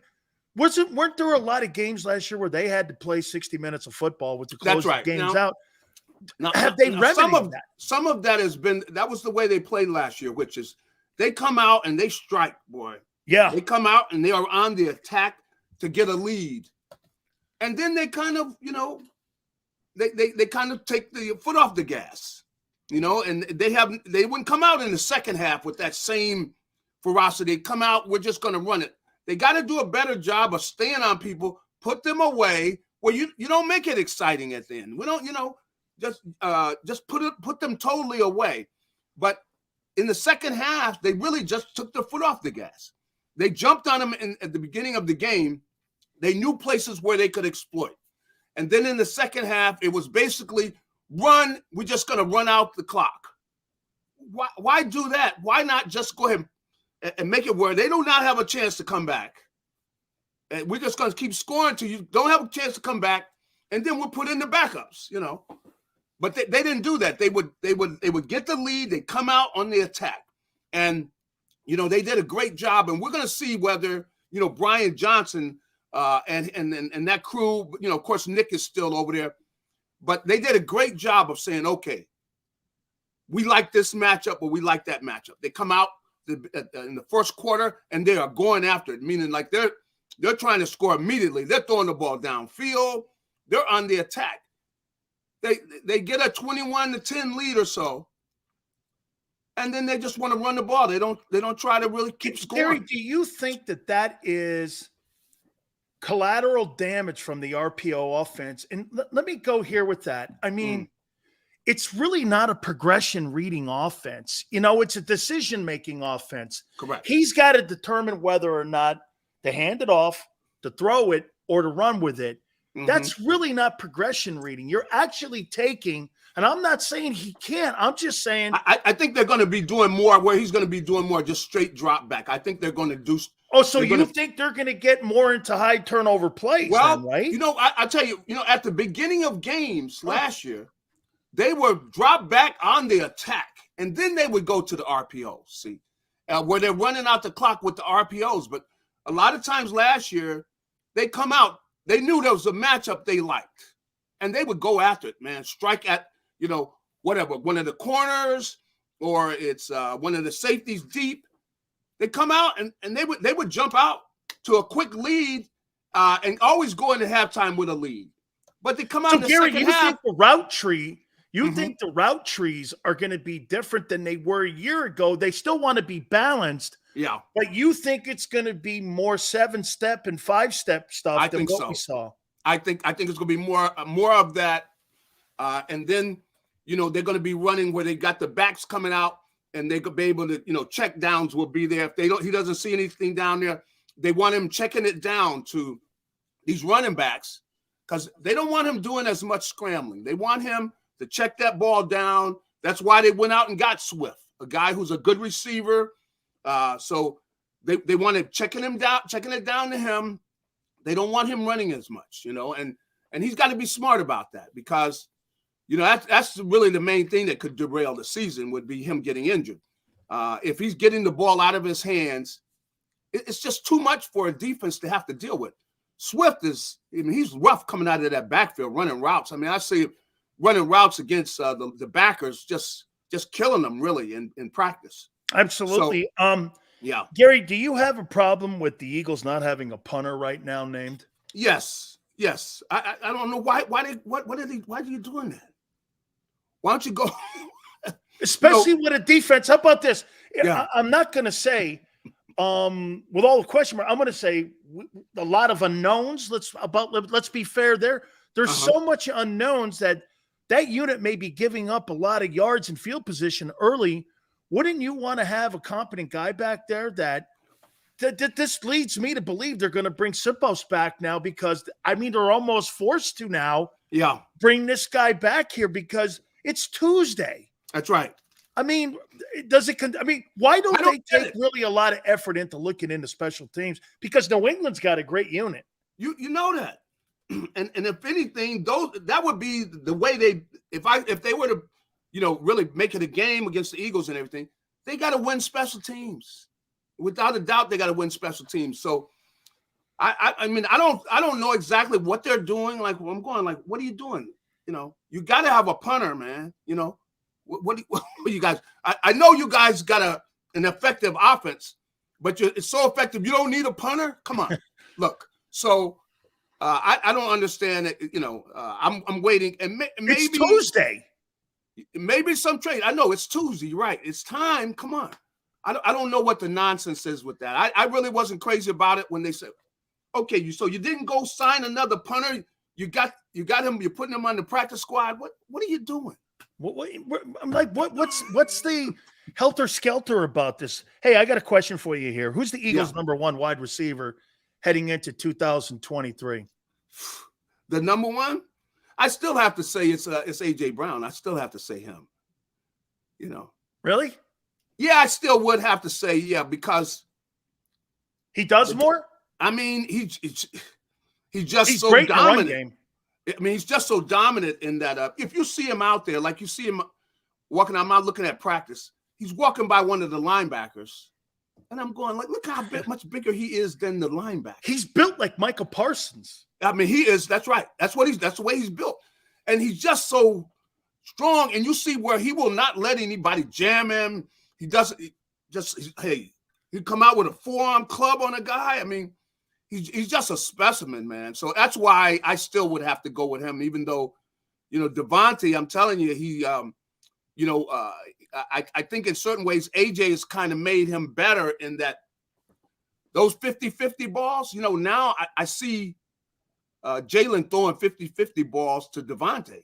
He's coming down with him. You know what? AJ comes down with those, He surprised me where he totally fights with this. Let me couple questions on defense now.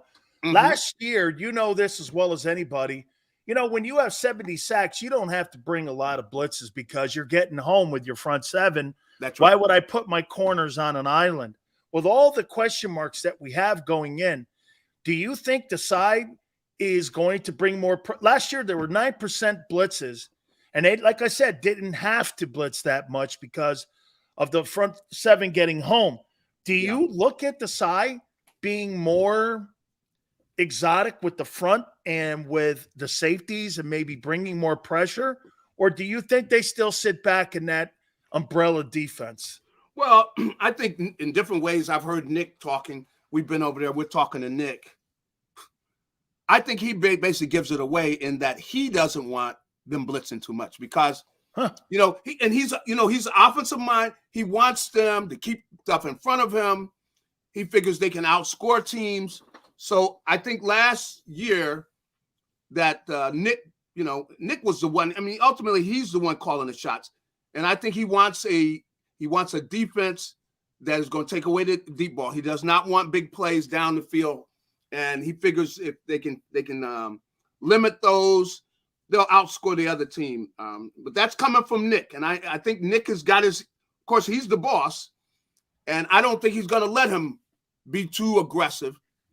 But, who knows? I mean, maybe it would change, but I hear Nick talking and I know he's the one is the reason for this. See, he doesn't have a problem with a defense that is going to take away the big play. He doesn't want to give up big plays. He'd rather a team march down the field and score, but he doesn't want the big plays because he's looked at the numbers because he talks about this during numerous his press conferences about looking at the big plays. If they take away the big plays, a team only scores a certain number of points, and he's got this formula. And I think that they're going to try to stop the other team from making big plays while they try to make their own big plays. See, and I think he's got this formula where he figures if we make a certain number of big plays and they don't, we are got however many percentage that we are going to win this game. That's Nick's formula. Because I think he looks at New England's offense and says, I don't think that team could go on a 14-play drive against us. Mm-hmm. And they're going to turn the ball somewhere over. That's right. As long as we're not giving up crappy field position. That's right. And they end up kicking field goals, Right? Yeah. Because that's actually more of a philosophy league-wise now, Gary, where I agree. Because of all the free agency, salary cap, and all the player movement, hey, for a team, every team is not loaded like the Eagles are loaded because there's so many deficiencies. I got a question for you about Jordan Davis. If he doesn't start that game versus New England, and he's a rotation guy, you got a problem with that? I mean, 13th pick in the draft, or does it matter now anymore? I think that's where he's at. I mean, I think he's going to start in that they will start a certain group that and he'll be a part Oh, of you that. think they put a bear front up there, like a bear look? I think they are going to put some of those up there. Yeah, he's going to get some of that. But when it comes to anything to do with rushing the passer, he's not going to be on the field. He's not there yet. What does that say to you? What does that say to you then? If he's not an every down D lineman, nothing. I've seen some improvement where you see he's focusing on it, trying, where at least he's going to be smart enough to, just push this guy back into the quarterback's face, where he can do that from the nose and be able to help, let's say that bear a front. But Jalen Carter's ahead of him. I mean, there's no. I think he is too. I mean, you know what? I think he was ahead of him when he stepped on the field the first day. I'm telling you, yeah, because he's quicker. He's quicker. Let's say if he's trying to go around the guy, he can do that. You don't see Jordan going around anybody. No, I got to. Before I get you out of here, I have to get your take. I don't know what you saw of the Deion Sanders stuff over the weekend. Yeah, I saw that. I got to ask you because I just kept screaming at my television, going, "Oh my God!" Yeah. The Travis Hunter kid, Shedeur Sanders. I know he brought 85 guys into Colorado as an ex-NFL guy yourself. Yeah. I don't think it can. J.J. Watt even said it. I don't think it can be addressed enough that what this guy did going into that program. And now he's got everybody believing. I'd love to hear your takeaway from it. I was checking it out. Believe me, I'm going like, wow. First of all, he brought he brought athletes in. Some of the kids can run. And the thing too is you see he's got a relationship with them where, they believe they're going to win. The kids playing with confidence. They started out that game. They weren't intimidated by TCU. I mean, they're going like, hey, we're going to give it to you guys. And that they're gonna beat some other teams too. You know that. You can tell that they have got they've got some talented players, and I could see where they mentioned during the broadcast that his son, the quarterback, is was talking to Tom Brady. You could see he was doing. Oh my God, the way he taking what they gave him. He looked like Brady. I'll take it. I'll take this. I'll take that. He looked like Brady out there, man. Getting the ball out of his hands. I mean, look, I played with a bunch of quarterbacks where you're going like, dude, just take what they give you. A lot of they will not. They got to be greedy. They got to be taking chances. No, he gets out of his hands so the guy's got a chance to run with the ball. He hits him in stride, I mean, I was impressed with him. I'm going like, wow, haven't I heard more about this quarterback, man? Most of the stuff, Gary, is on YouTube because he played at Jackson State. And you're like, his first Power 5 game against the national, it's not like he's taken on a 4-7 team. That team played for the national championship last year. That's okay. Right.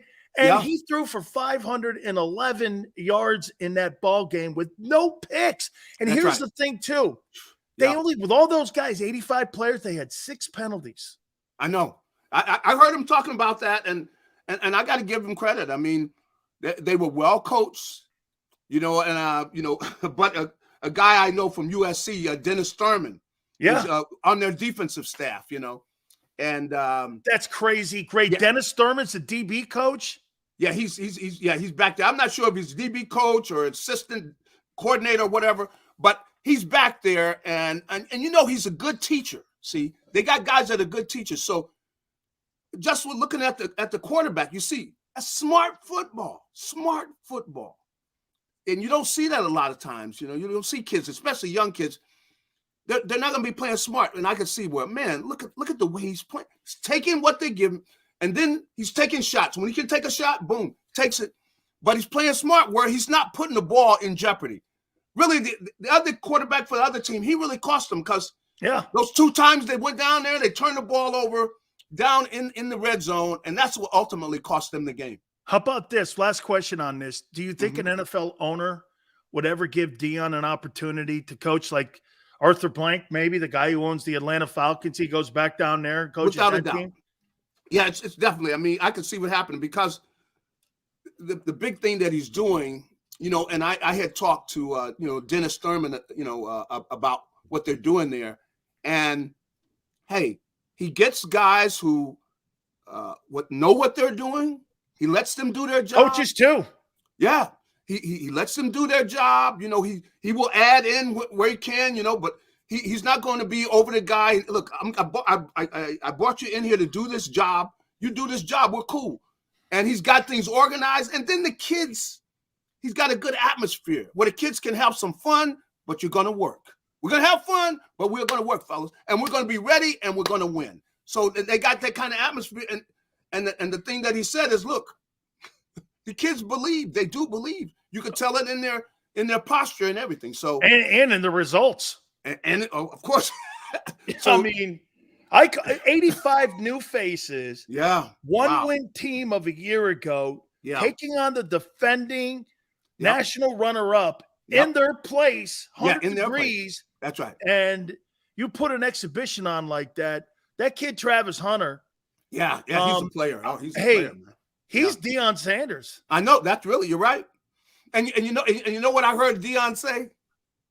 That he's going after some other kids that, do the same thing. They want to play both ways, And if you got a kid that's that talented, where he can indeed play both ways, whew, and you stop the team with a few of those guys, he's he's going to get a lot of people nervous around the country. I'll tell you that. I'll tell you that, man. If I'm them people in the Southeastern Conference, man, I hope he knows and get that Gator job, because Mike Caines, I don't want him down there in Gainesville, man. That's not a good place for him. Gary, thank you, my friend. I appreciate it. All right. Hey, have a great day. You got it. That is our good friend, Gary Cobb. Don't forget, Fox 29 covers the Philadelphia Eagles, too, as well. Hey, speaking of the Eagles, your official home of the Eagle fans is Hooters. That's right. And it's the official home of the National Football Show with Big Sills this year.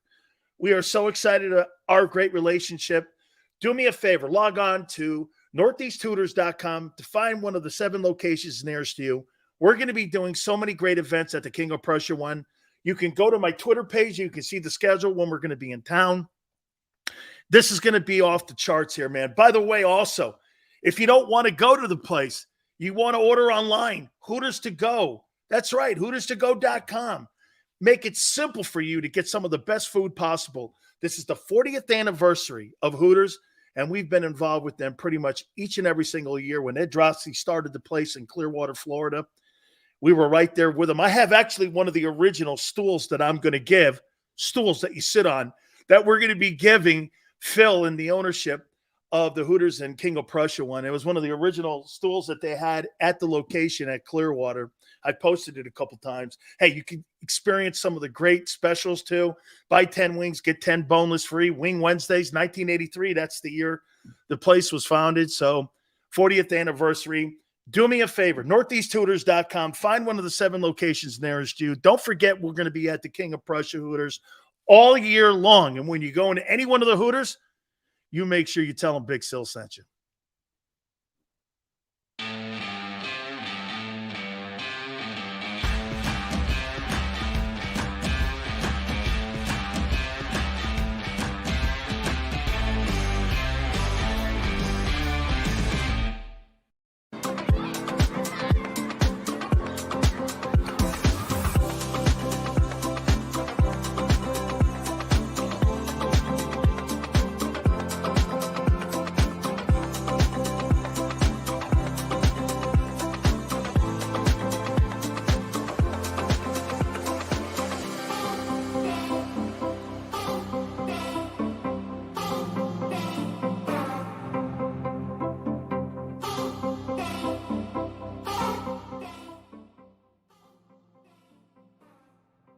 Heading down the shore, have a ball once more. Here, imaginations run wild and time stands still.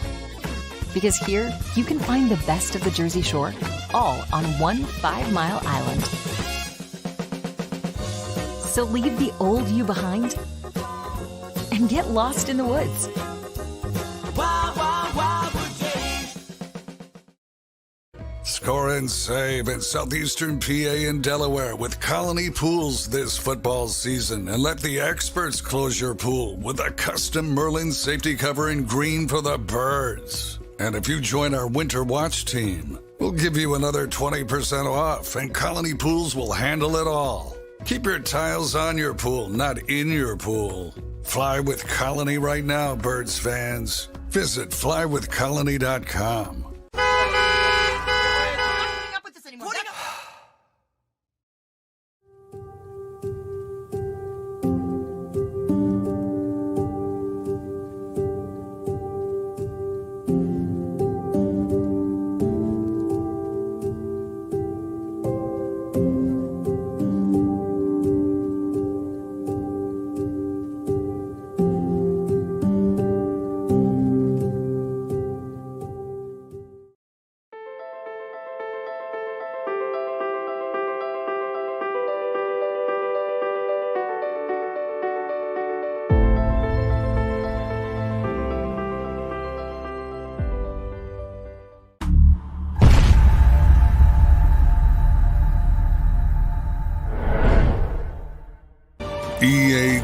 EAGLES, Eagles.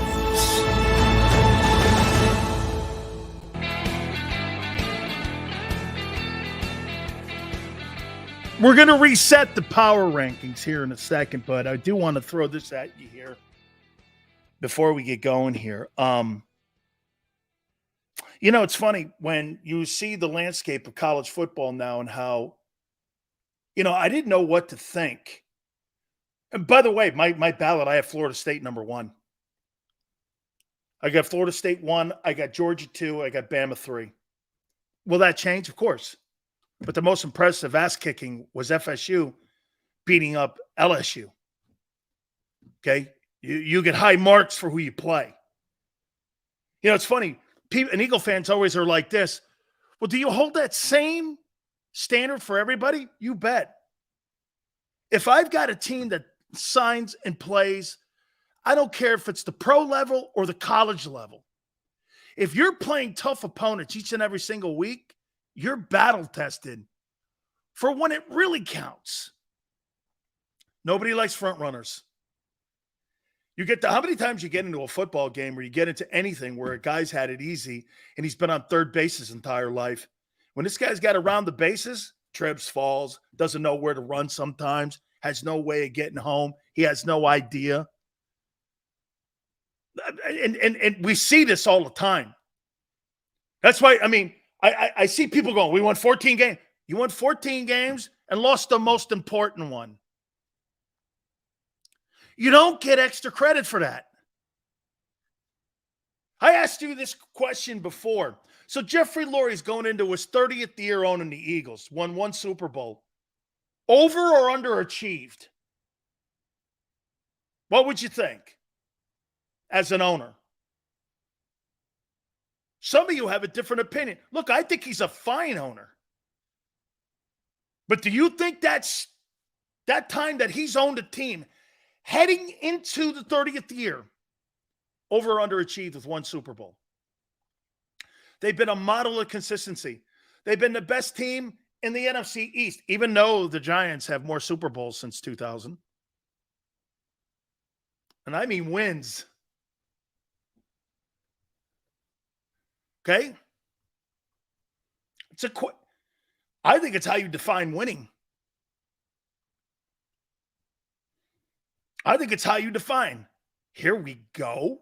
Here we go. What? It was a question. Hey, Shakir, this is what I do for a living. I ask questions. Here we go. What do you think? This is a tea party? You act like that about Burrow losing the Super Bowl. No, because Joe Burrow did something that Jalen Hurts didn't have to do. He turned a shitty organization around with zippers on their wallets in Cincinnati. And in the last 2 years has put 2 teams in the AFC title game and 1 team in the Super Bowl. It's the Bengals. It's not the Eagles. Didn't matter if it was Jalen Hurts or Nick Foles or Carson Wentz or Donovan McNabb. They went to Super Bowls. Ace, how you doing? My guy, Big Sills, how are you? I hope you had a great Labor Day. I had a fantastic Labor Day. Thank you. Andy Reid spotted his points and then let his pit bulls off the leash to come get us. I don't think that's so much the case. You just got out-coached. You don't have this amazing coaching staff. You got an amazing front office, an amazing group of athletes in your locker room. Those aren't, like Angelo said, I think Nick Sirianni's a cheerleader. Better yet, I think he's a librarian. He's a librarian with a blowhorn. I don't see it. I don't see it. And the only reason you see it is because they're winning. Great. If you can fire Doug Peterson, you can fire Nick Sirianni. I don't think anybody in here thinks that Sirianni's a better coach than Doug. So Aaron Rodgers' one Super Bowl is a failure or Breeze? Well, here, I think General does a great idea when it comes to winning, because just kind of the question point here. Well, Aaron Rodgers is 13-12 in the postseason, and Drew Brees, along with Sean Payton, are 9-7 in the postseason. I think Favre's 14-13. I think Peyton Manning's 12-11. I mean, that's how you define it.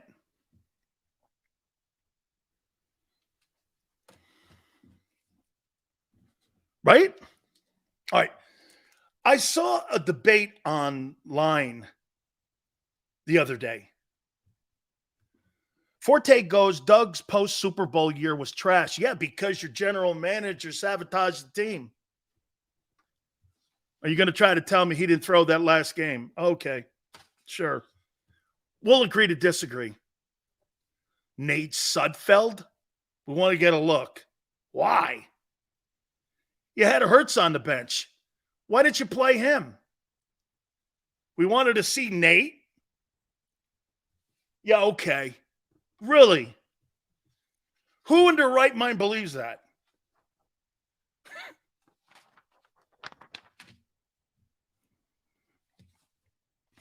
Real quick here, before I get, I want to bring up Devontae here in a minute.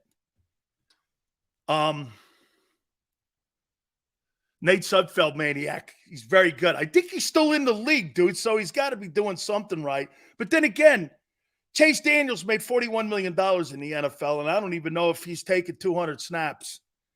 So kudos to him, too, man.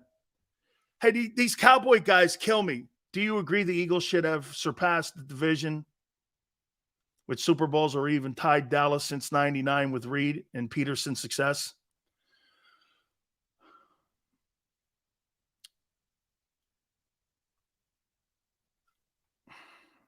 Here's one thing, Ace. When you run into Brady, it's like running into Tiger and Michael Jordan. There's going to be casualties of that era. Is Phil Mickelson a great golfer? Yes, but he ran into Tiger. Is Peyton Manning a great quarterback? Yeah, he ran into Brady. Is Clyde Drexler a great basketball player? He ran into Jordan. So every era has a casualty to it on the other side. Okay? Everyone does. So, I mean, Sudfeld's out for the year. Thanks for the update. I appreciate it. They wanted to let Washington win it. They wanted to let? So it would raise the value of the team, right, Barb? All right. NFL guys looking out for NFL. I want to see Foles at this game just to irritate Brady. God, would I love. Hey, Philip, would this not be the best? Congratulations, Tom Brady, on a great career. We welcome New England's son home. Then when you go out for the coin toss, Brady goes out for the coin toss, the Eagles send out Nick Foles. I would die to see that. And the ceremonial captain for the Philadelphia Eagles, they got 9 of them. You might as well name another. Hey, why not? Hey, how about this? Why not? You got 9. Add another one. Put a ceremonial guy in there, man. Right? And you said, and now the ceremonial captain for the Philadelphia Eagles, the 10th captain of the team, Nicky Foles. He comes walking out there. Brady would probably faint. That would destroy that night. You know they're dropping 2 banners. They're going to retire his number 12. And then they're going to drop that. They're going to drop that banner on Sunday. Or to put his name up there or whatever it is in the Ring of Honor. Because there's been so many great New England Patriots quarterbacks that they've had up there. The Jim Plunkett's and the Tony Easons. Right? The Tony Easons and the guy who used to wear the neck collar, Steve Grogan. Used to have a lot of great QBs up there. Drew Bledsoe. Right? Hilarious. Hey, by the way, this Mozzie Smith guy, so the Cowboy fans are pissed off at me because I said this about Mozzie Smith. I don't see it. Hey, I'm hard on Jordan Davis. Jordan Davis is by far better. By far better. I don't see it. I think this guy has his feet in cement. I don't see it. Losers are losers. Nobody cares what you did. Pretty true, Marcus. This Mozzie Smith guy, I told you, was the 3rd rounder, not a 1st-round pick. And the Cowboy media honks and lovers that are out there, this kid is going to be out. I'm like, you watched him get knocked off the ball? You know, the one thing about Jordan Davis is maybe not a great pass rusher. That dude don't get knocked off the ball. Not like that.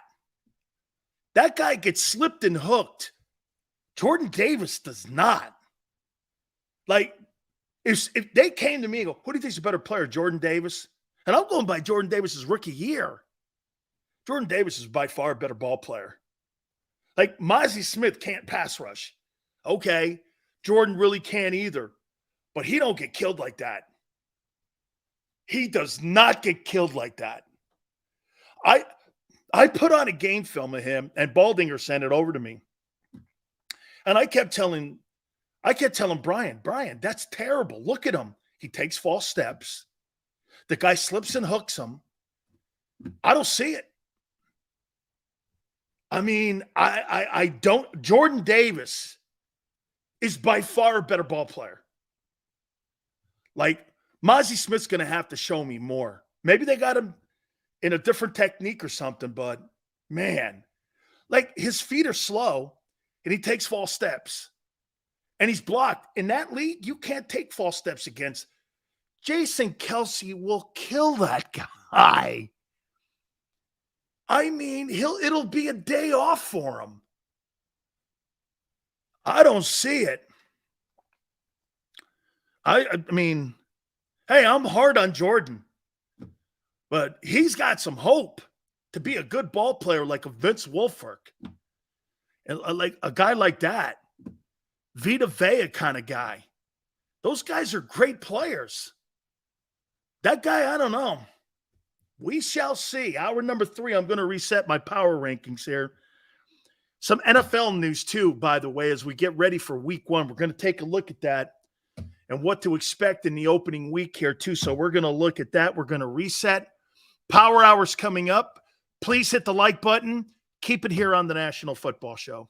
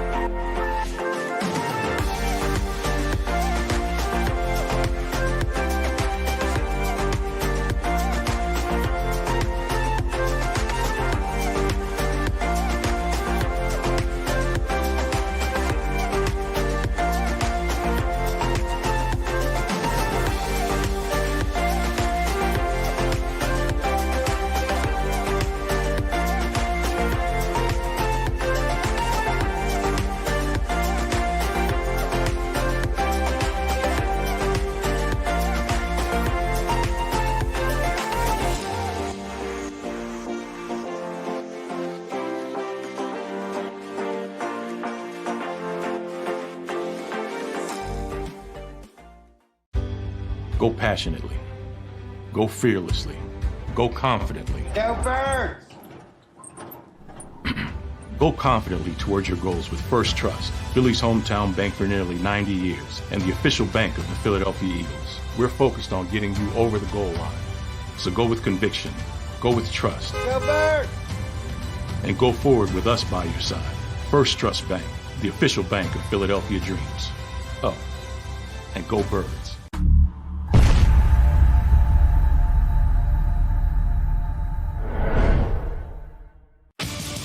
The greatest fans on earth. It's a bold statement, but would you expect anything less from Philadelphia?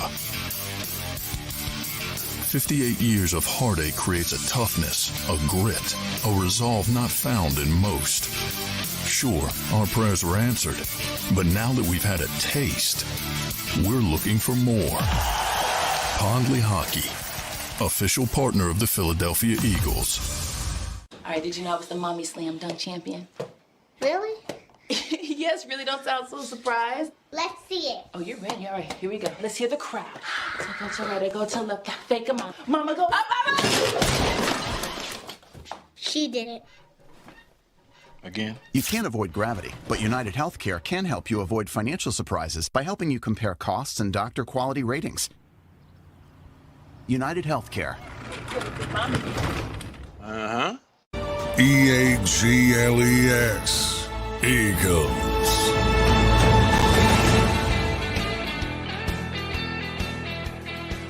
I'm wiping my tears away because guys like JM, I'm sorry for hurting his feelings, and I know sometimes the way I speak to people, never, ever. I know, man. It's listen. I know. Oh, by the way, Angelo Cataldi's going to come on. He said twice a month. We've become friends.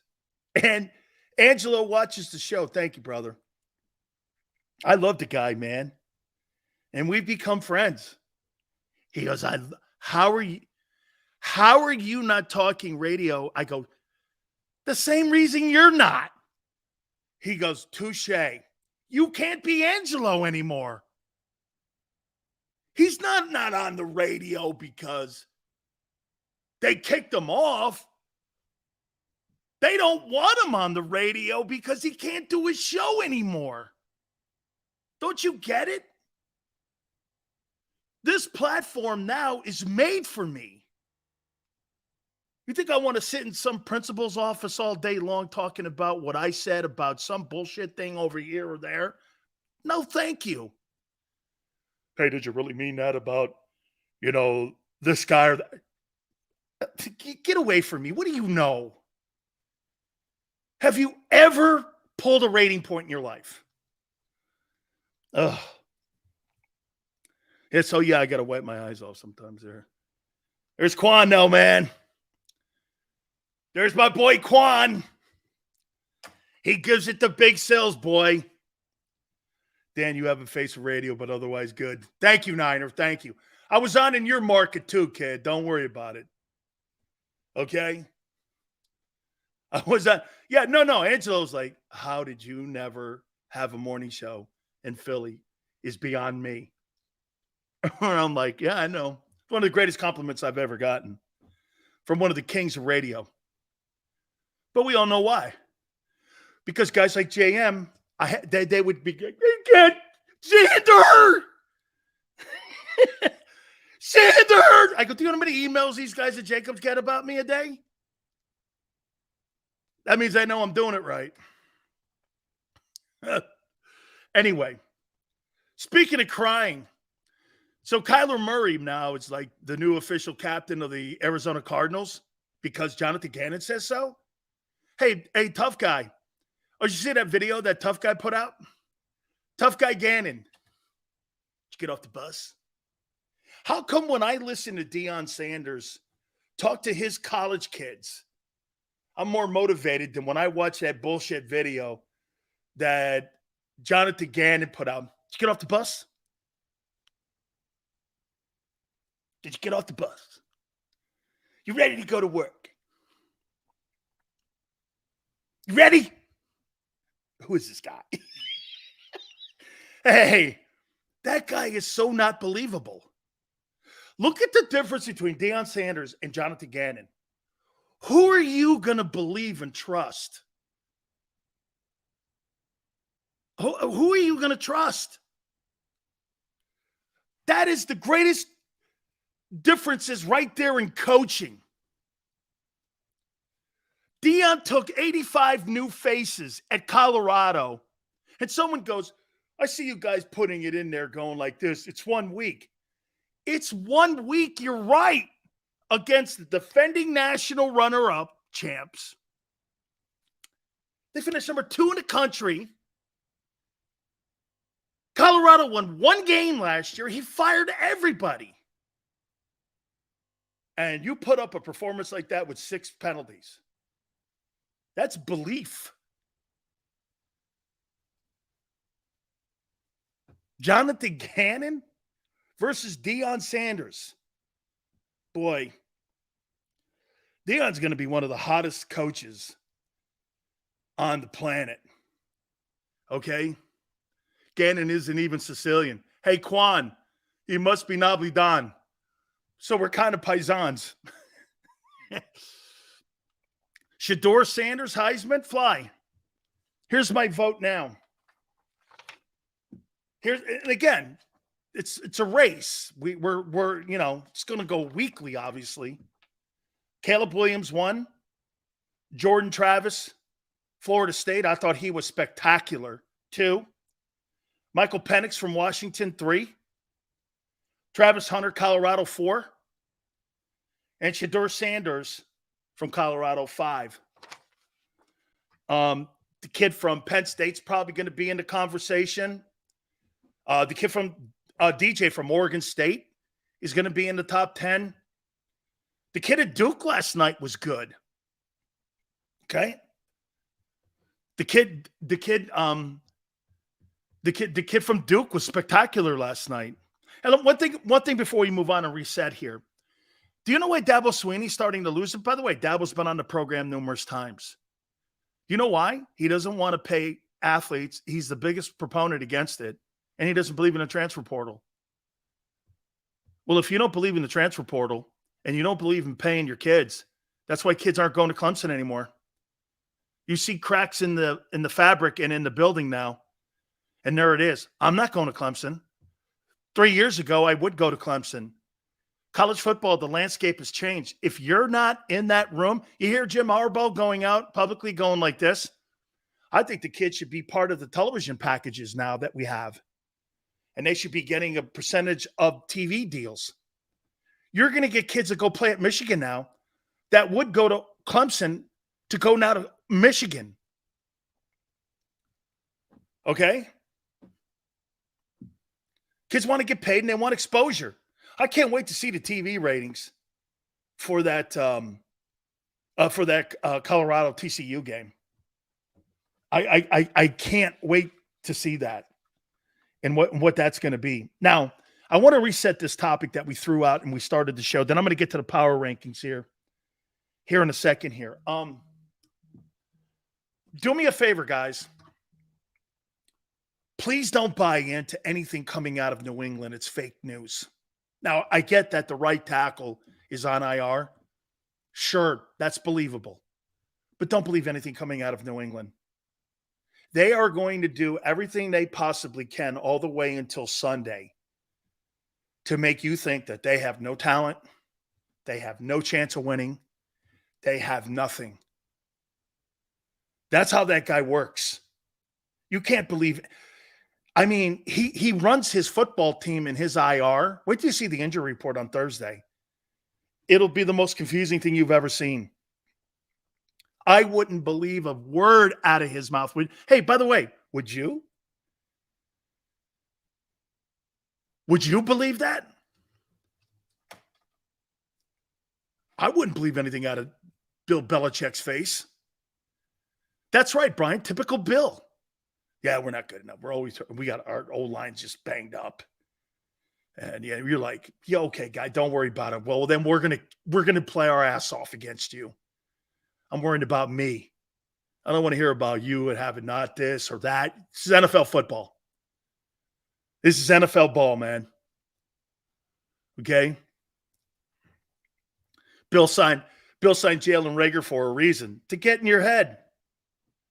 Don't you see the team? Watch this. So here's what Belichick has done to the Eagles and the fan base. Think about this in the last 6 days. They've signed Jalen Reagor, a failure, and a guy who was on the team a year ago probably has a playbook. Right? Telling you don't you think they're telling some of those reporters up there, hey, our offensive line gets out, WEI, Belichick's on radio. He's got a radio spot every Monday. Yeah, we're just really banged up. Okay. If you're hurt, you got something. Do you usually tell people you're hurt? Or is it the reverse? I'm not buying any of that shit. Keon goes, to get in our head. Well, you're buying it, that their old line's banged up. Isn't it funny? Like Keon said, to get in our head. Does it matter if they're missing a right offensive tackle? I saw you guys win a Super Bowl without Jason Peters. Does it really matter? The quarterback gets the ball out of his hands? I mean, don't be dumb. Okay? Don't be dumb. Here, Sirianni is a librarian now. Yeah. Yeah. What does he do? Does he do any of the hirings? No. Does he do any of the play calling? No. He's Mike McCarthy. Mike McCarthy's 22-10 last. I mean, what does he do? He gets on park benches and screams at people in the stands. What does he do? He motivates. Okay. All right. There's something to that.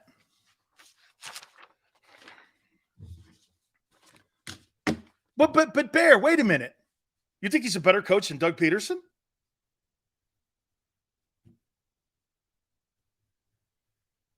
So you think you have an upgrade now at coach? Because the team's winning, it's an upgrade, right? Interesting.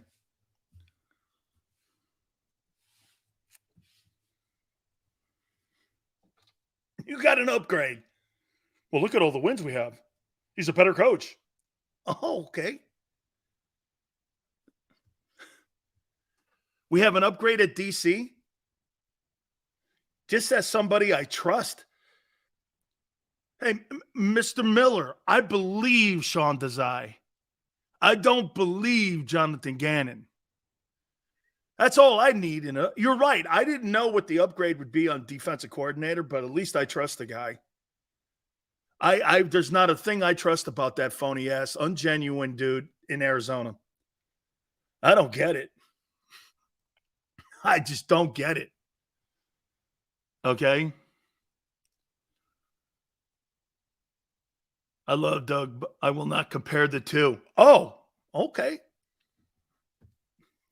All right, here. I want to reset here. And again, we were doing this before Gary Cobb came on. And we were talking about each week we do a power ranking. I'm not going to do 32 all the time. I probably will do top 20, maybe top 15. That's kind of what we did a year ago. I'm going to do the quarterbacks tomorrow. So I did Cardinals 32, Colts 31, Texans 30, Rams 29. Cooper Kupp's now seeing a specialist. You know, that always kills me. You know, I hear people doing this all the time. You know, these players today, they have the best doctors on the planet. So if you're Jonathan Taylor, would you go to the Indianapolis Colts back doctor, knowing that Jim Irsay pays him, to get an opinion? Who pays him? Jim Irsay. And you want me to go to him? Well, he's one of the best back doctors in the NFL. Who pays him? Jim Irsay pays him. Isn't that a conflict of interest? And the guy's bitching at me publicly, calling me a piece of shit, trying to trade me, and I'm going to go see him, and they're going to keep me on the PUP list because that doctor's kept me on the PUP list, and I want an opinion from him? Don't be swayed by that. That's a media comment. These guys have the best doctors today, paid by the owners. That's why players get second opinions. I never understood that. How a team doctor who's paid by the league and the owners makes a decision on your playing career. That's not going to happen. Okay? Yeah, let me go to Jim Irsay's team doctor. Is he a witch doctor? Okay? Is he a witch doctor? Crazy. Raiders 28, Bucks 27, Falcons 26. I think we stopped at 20. Bears 25. I think they're going to be a little better. Panthers 24, Saints 23, Broncos 22, Browns 21. And let's move into the top 20 now. My power rankings, Big Sil's power rankings. And here's the top 20. I got the Titans. Well-coached team. Mike Vrabel 2 years ago was the NFL Coach of the Year. Personally, I think he's going to be the heir apparent in New England. I think Mike Vrabel, when everything is said and done, will be the next head football coach when Belichick decides to call it for the New England Patriots. Tannehill, I don't know. I mean, DeAndre Hopkins and Derrick Henry, Tannehill, the old line's a little better, and I'm not saying that because Andre Dillard. They got a great defensive tackle. They're a well-coached team. They're going to fight for that division title. This is maybe too high, but I got the Packers 19th. I'm not as – I watched Jordan Day. I watched Jordan Love in the exhibition season. He's not horrible. They got Aaron Jones. They got good players. Okay? They got some good players there. Dillard helps, Maniac. He does. You know, you can't – hey, it's no shame not to start in the offensive line in Philly. It's no shame. Guess what? I was a backup in Philly. Well, shit, man. You mean Jason Kelsey, Landon Dickerson, Lane Johnson, and Milana and them guys? Yeah. And Sayamalo last year? Well, shit. Okay. Probably started in 85% of the teams in the league, right? You called Dillard a bust? I called him that if he's a first-round pick and you let him go, what do you call it? Arthur, if you drafted a guy in the first round and he's not on your team anymore, what would you call it?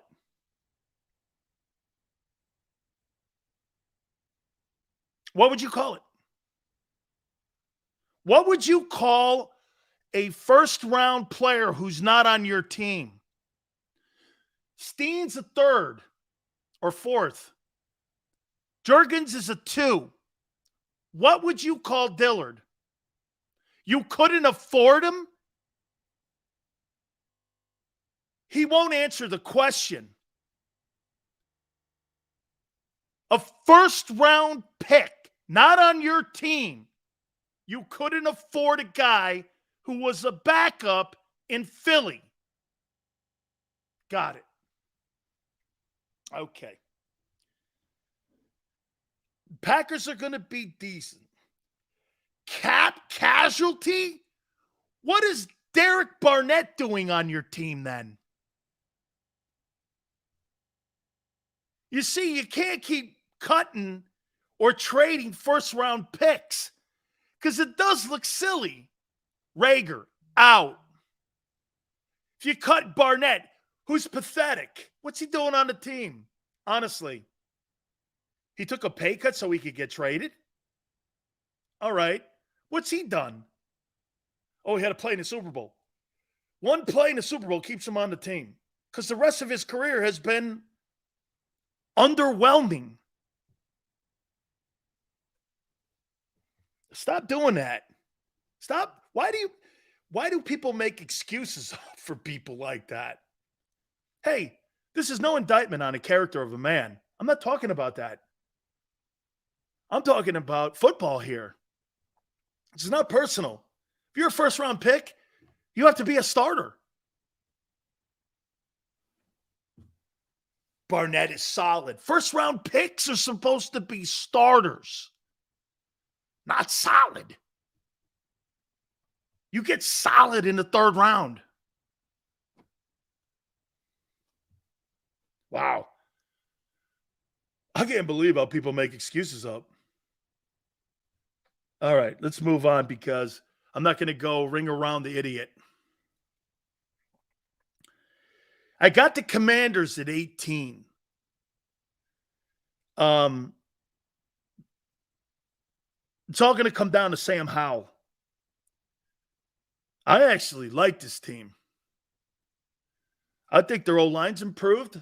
Antonio Gibson can run. Dotson and McLaurin are good.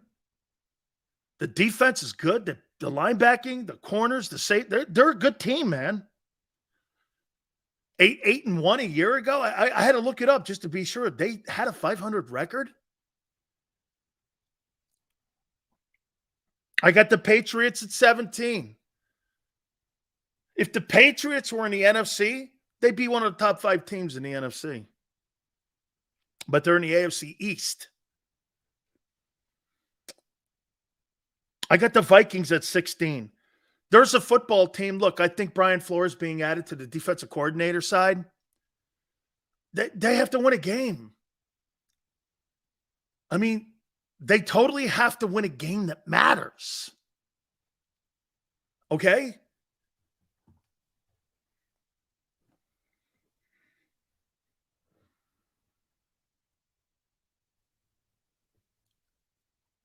Oh, Arthur doesn't think that the Patriots would be a top 5 team. Who's the 6th best team in the NFC then, right now?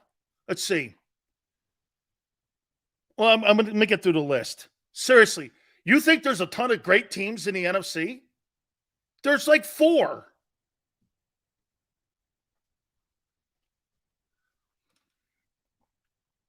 I got the Chargers at 15. The Chargers were in the NFC. They'd be the 2nd best team. I got them 15th. They got to win some games too, though, man. As great as Herbert is, as great as Herbert is, he's got to win a significant game. Come on, kid. You don't want to go down as Dan Marino or Dan Fouts. You've got to win some ball games here. This Giants team, I am not high on. I think they caught everyone. Then again, that entire division last year played nobody. And I think the Giants were fool's gold. I do not think that of the Eagles. I think the Giants are fool's gold. So where did they get better? Darren Waller? When has he played more than 13 or 14 games in a season? 4 years ago? Where did they get better? Kayvon Thibodeau? He was kind of good. Their corners? I don't know. Where did they get better? Saquon Barkley? They don't even like him. They don't even like Barkley. I mean, Daniel Jones? Chris, right? When was Darren Waller last good? 4 years ago?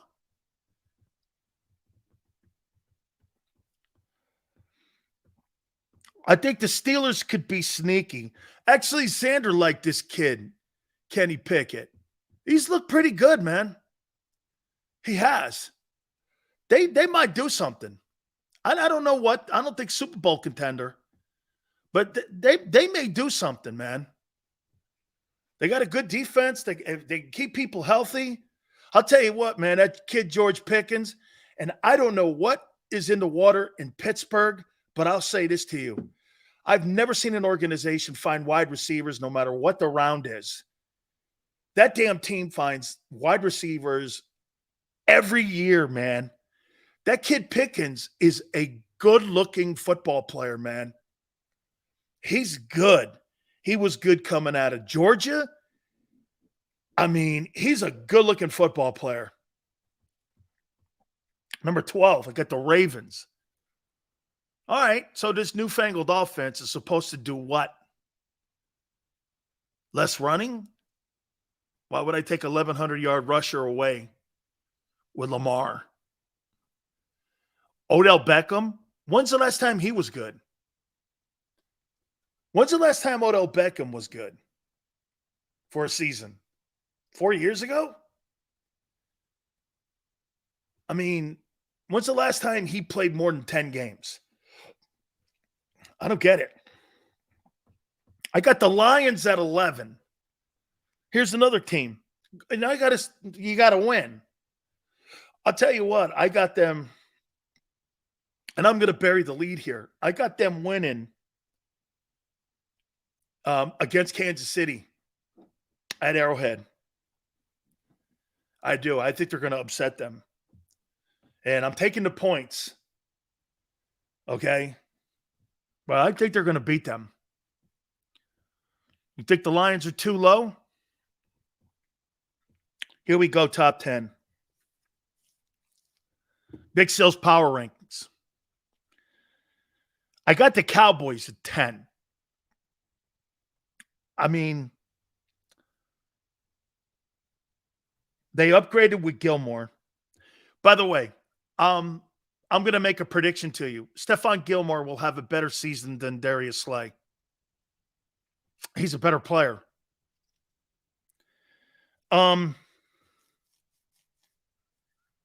He's had a better career.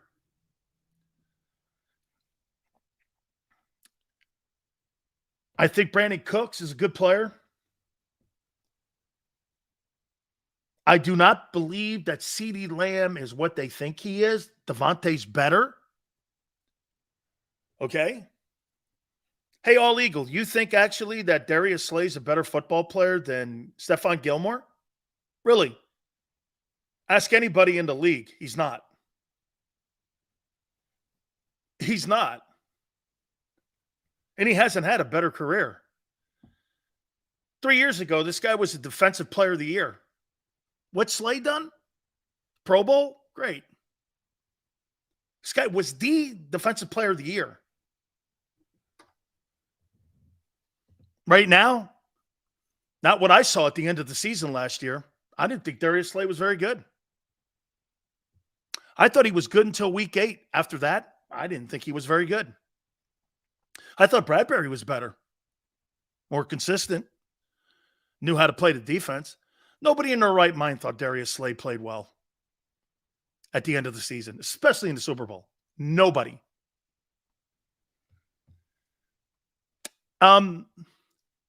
Here's the thing with Dak.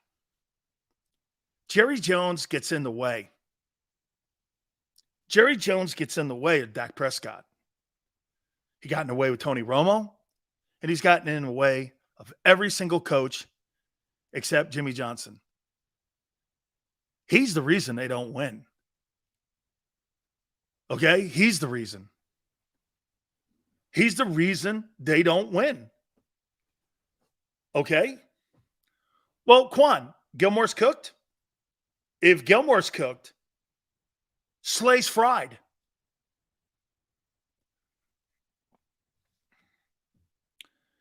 Cowboys have to prove to me they can win a big game. They haven't won one in 30 years. That the difference between the Eagles and one more time, and I've said this to you, the difference between the Eagles and the Cowboys are built to beat the Eagles, and they do. But the Eagles are built to win a Super Bowl or contend for it. The Cowboys aren't. They'll beat the Eagles 1 week and then turn around and lose to the Saints 14-3. Philly's never doing that. They may lose to the Cowboys, and they do. But they'll turn around and they'll beat Pittsburgh 21-14. They don't put really the one thing I'll say in 2 years, man, outside of that 2-5 start, I rarely see Philly put games together that are shitty back to back.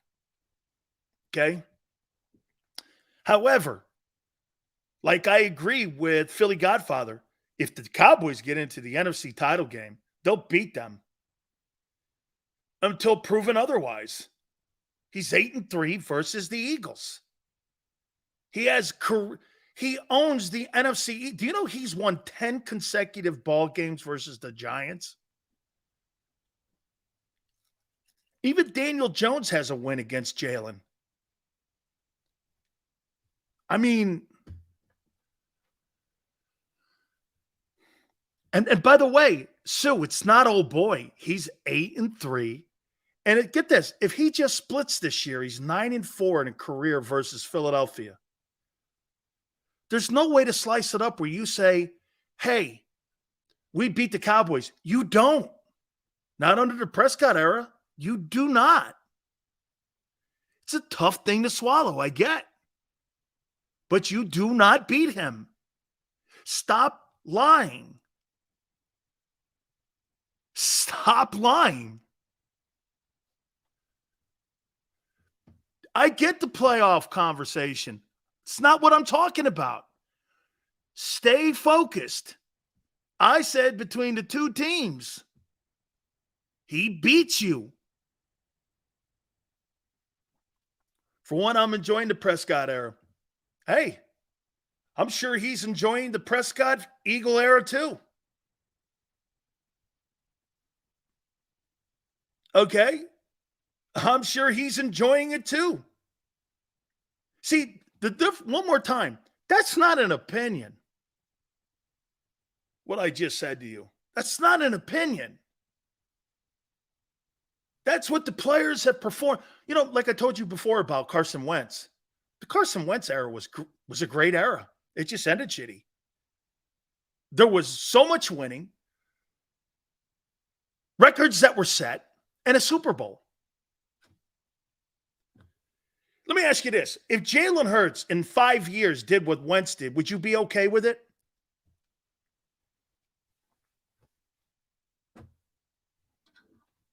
Would you be okay with it?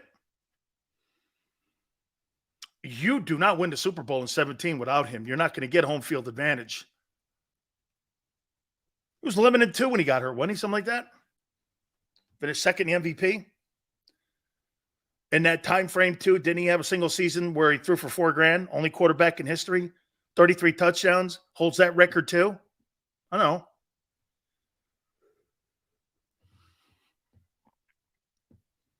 At 9, who would have thunk this? Pete Carroll and John Schneider are doing a better job at resetting the Seahawks than what Kyle Shanahan and John Lynch are doing in San Francisco. They're doing a better job. They're a better tandem. I mean, they get rid of a Hall of Fame quarterback and they're better. You know, they also had this. Well, they had 2,000-yard receivers. They had a 4,500-yard quarterback who led the NFL in passing completion percentage. And they also had a 1,000-yard back. That's a pretty good turnaround.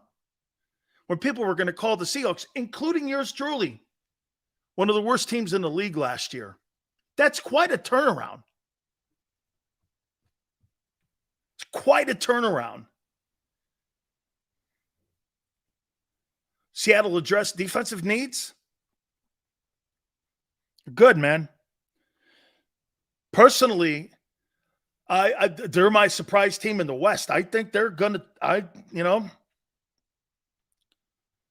got the Jets at 8. Boy, I'll tell you something about this Jet team. I think the Jets are writing checks their asses are going to have to really come accountable for, man. you're hearing people talking about, hey, this is going to be a historical defense. I think their corners are great. I think they got Quentin Williams, who's a spectacular football player. Linebacking core is not bad.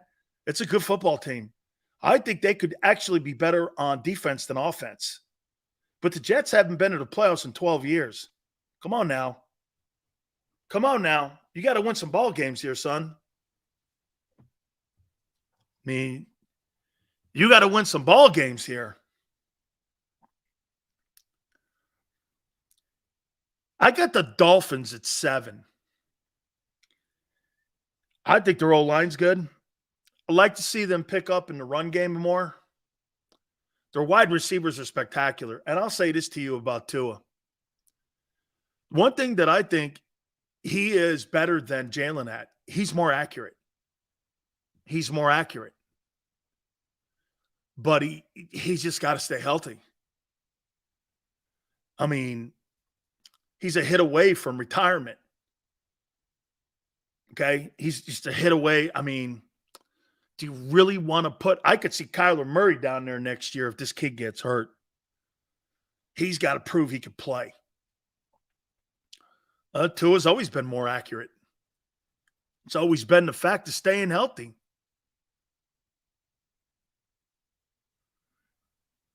Number 6, I got the Jags. So let me get this right. Doug Peterson takes over one of the shittiest football programs, coming off one of the shittiest coaching jobs in history with Urban Meyer. And they go to the playoffs, win a playoff game, win a division title. And you fired that guy, correct? Is that the guy you fired? So let me ask you this. You really think Nick Sirianni could do what Doug did down at Jacksonville? Really? I don't think so. He went to Jacksonville and won a division title in his first year in a place that is not known for winning division titles.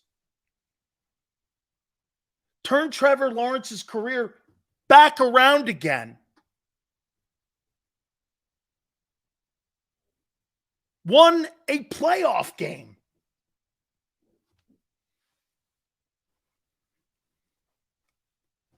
You think Sirianni could go down there and do that? Sure you do.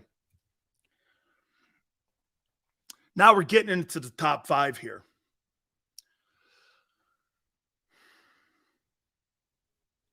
I got the Bills 5th. And I do think going all the way down to 6, these 6 teams could win the Super Bowl. I think Sean McDermott taking over the defensive responsibilities is good. I think Von Miller starting out on the PUP list is not good. They were a completely different looking football team rushing the passer without him being there. I just think Josh Allen's spectacular. And you got to think about it.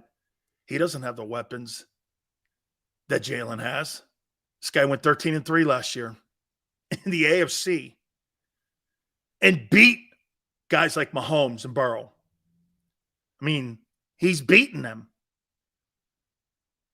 I mean, that's a good football. 13-3.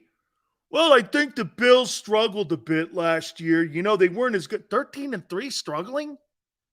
35 touchdowns?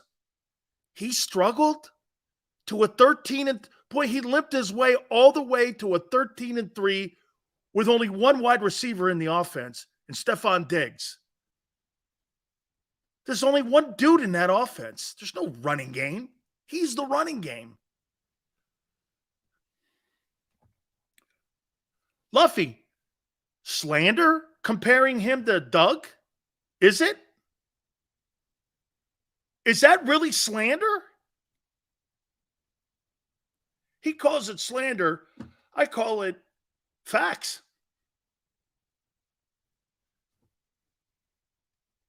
I'll tell you this.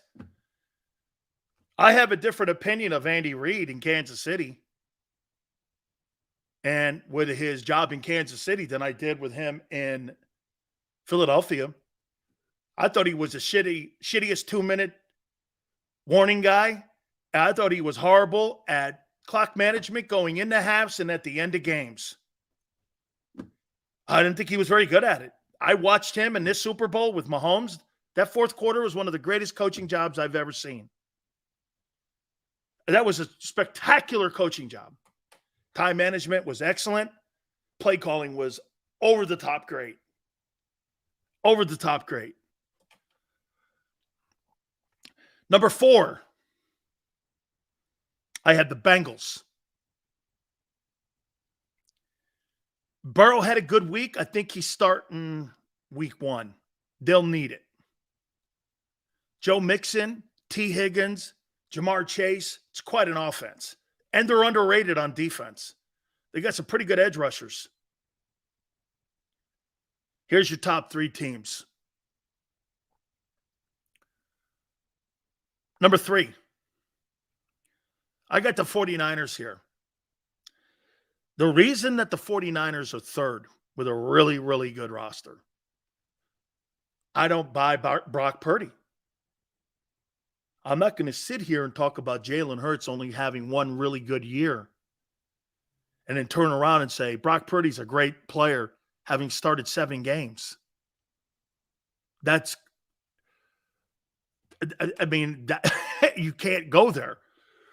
Hurts has got to do it again. He had one year and that's it. Would you like Purdy? I love Purdy. Purdy's a great looking guy. Unbelievable looking arm. He's played 7 games. And plus, is Bosa going to be there or not? You got to play Pittsburgh in week 1, right? Without Nick Bosa? Interesting. Interesting. I got the Eagles number 2, and here's why. You haven't done anything to show me you can beat Kansas City. You'll have that opportunity at Arrowhead. But you've played 2 games in a row against them, and they've beaten you. Until you do something, and it's not going to come from your special teams, your defense is you don't have the same experience you had a year ago, and you lost to a lesser team in the Super Bowl. They don't even have a wideout. I don't even know who their guys are.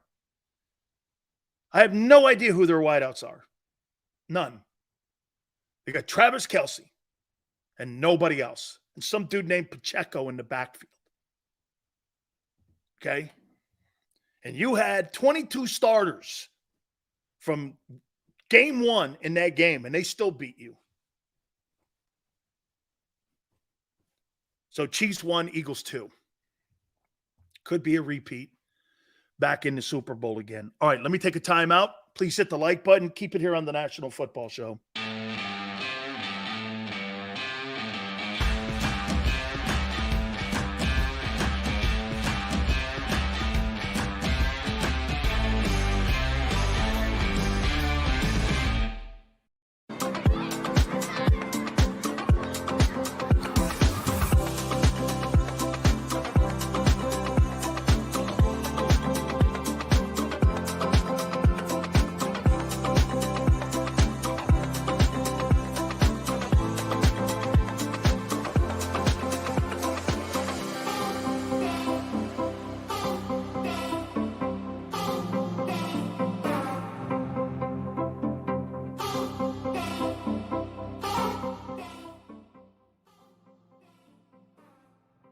Heading down the shore. Have a ball once more. Here, imaginations run wild and time stands still. Because here, you can find the best of the Jersey Shore, all on one 5-mile island. So leave the old you behind and get lost in the woods. Wild, wild, wildwood days. Score and save in southeastern PA and Delaware with Colony Pools this football season, and let the experts close your pool with a custom Merlin safety cover in green for the birds. And if you join our Winter Watch team, we'll give you another 20% off, and Colony Pools will handle it all. Keep your tiles on your pool, not in your pool. Fly with Colony right now, Birds fans. Visit flywithcolony.com.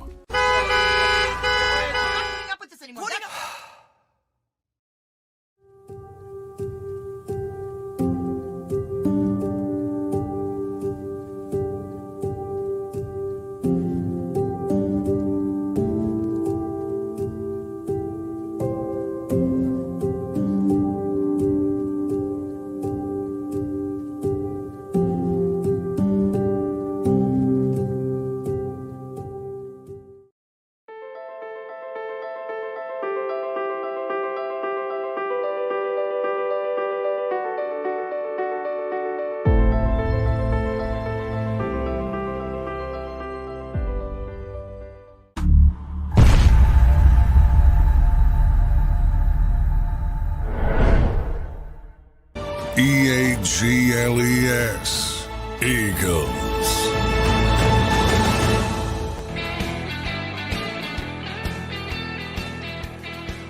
Proud to have defended my friend Michael Irvin. Has Mike lived a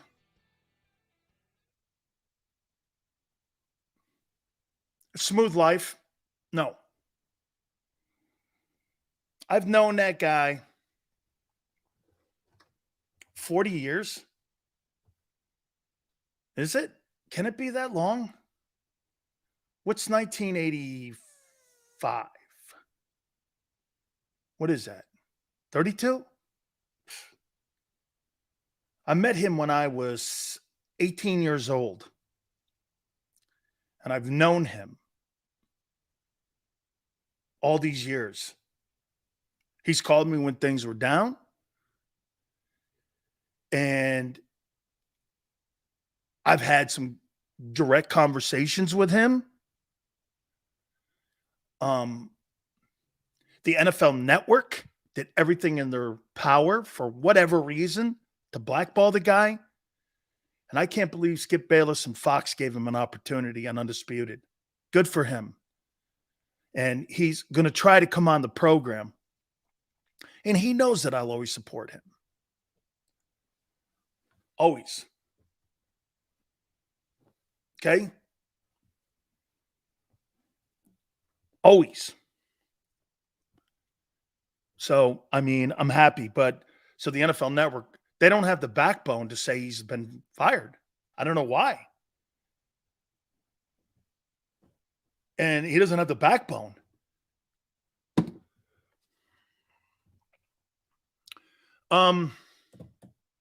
Love Michael Irvin. Dan, please name 5 good teams in the AFC. I just did. Let's see. How far down that list would it be? Well, Luffy, I would say this to you. If the Bengals were in the NFC, they'd be the second best team in the NFC. If the Bills were in the NFC, they'd be the second best team in the NFC. If the Jags were in the NFC, they'd be the second best. They'd be the second best team. The Jaguars would be the second best team, probably in the NFC. Now, what Doug's doing, the Jets would be a top 5 team for sure. So here are your top 5 NFC teams with quarterback: the 49ers, the Eagles, the Seahawks with Geno Smith and Dak Prescott and Jared Goff versus Mahomes, Burrow, Allen, Trevor Lawrence, Aaron Rodgers. Easy. Not that hard. Yeah, that'll be a great NFC Championship game. Jared Goff versus Jalen Hurts. And over on the AFC side, it's Joe Burrow versus Mahomes again, or Allen. Come on, dogs. What are you, crazy? Those quarterbacks do more with less. Don't you get it? They don't have to have a jack team, and they don't. They don't need all that to have great seasons. That division and conference is incredibly difficult to get through. Hey, your legacy is built on what you do in the postseason, for sure. And by the way, getting to the Super Bowl for Hurts, wonderful. Jimmy Garoppolo got there. Does Trevor Lawrence get to the Super Bowl before Josh Allen?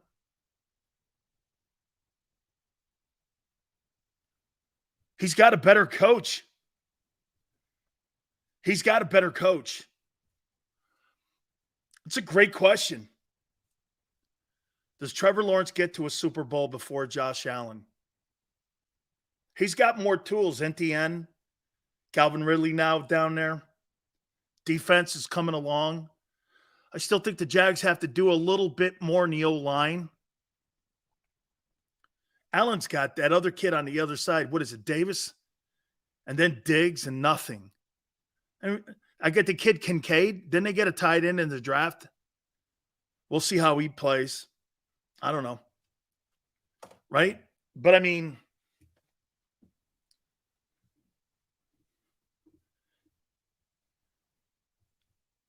Jimmy Garoppolo did not get to a Super Bowl in his second year.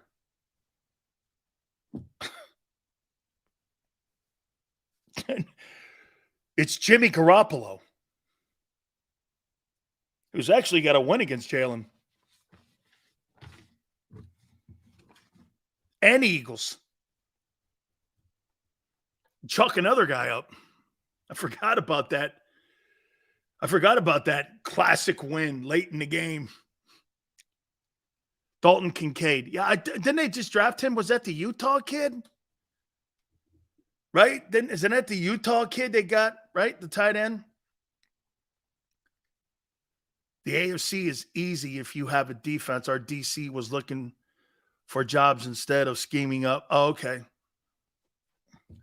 So your coordinator looking for homes and the grassy field cost you the Super Bowl, correct? Not Andy Reid and Mahomes. Okay, sure. Wherever you want to go with that, it's fine with me, man. Whatever makes you feel good. The field and the house hunting. Okay, maybe so. I don't know. But, okay. Another game that didn't matter, just like them Cowboy games with Prescott. Super Bowl or bust. So are you really taking victory laps on Jalen losing a Super Bowl? Like Donovan McNabb? Jalen actually played great in a loss. Okay.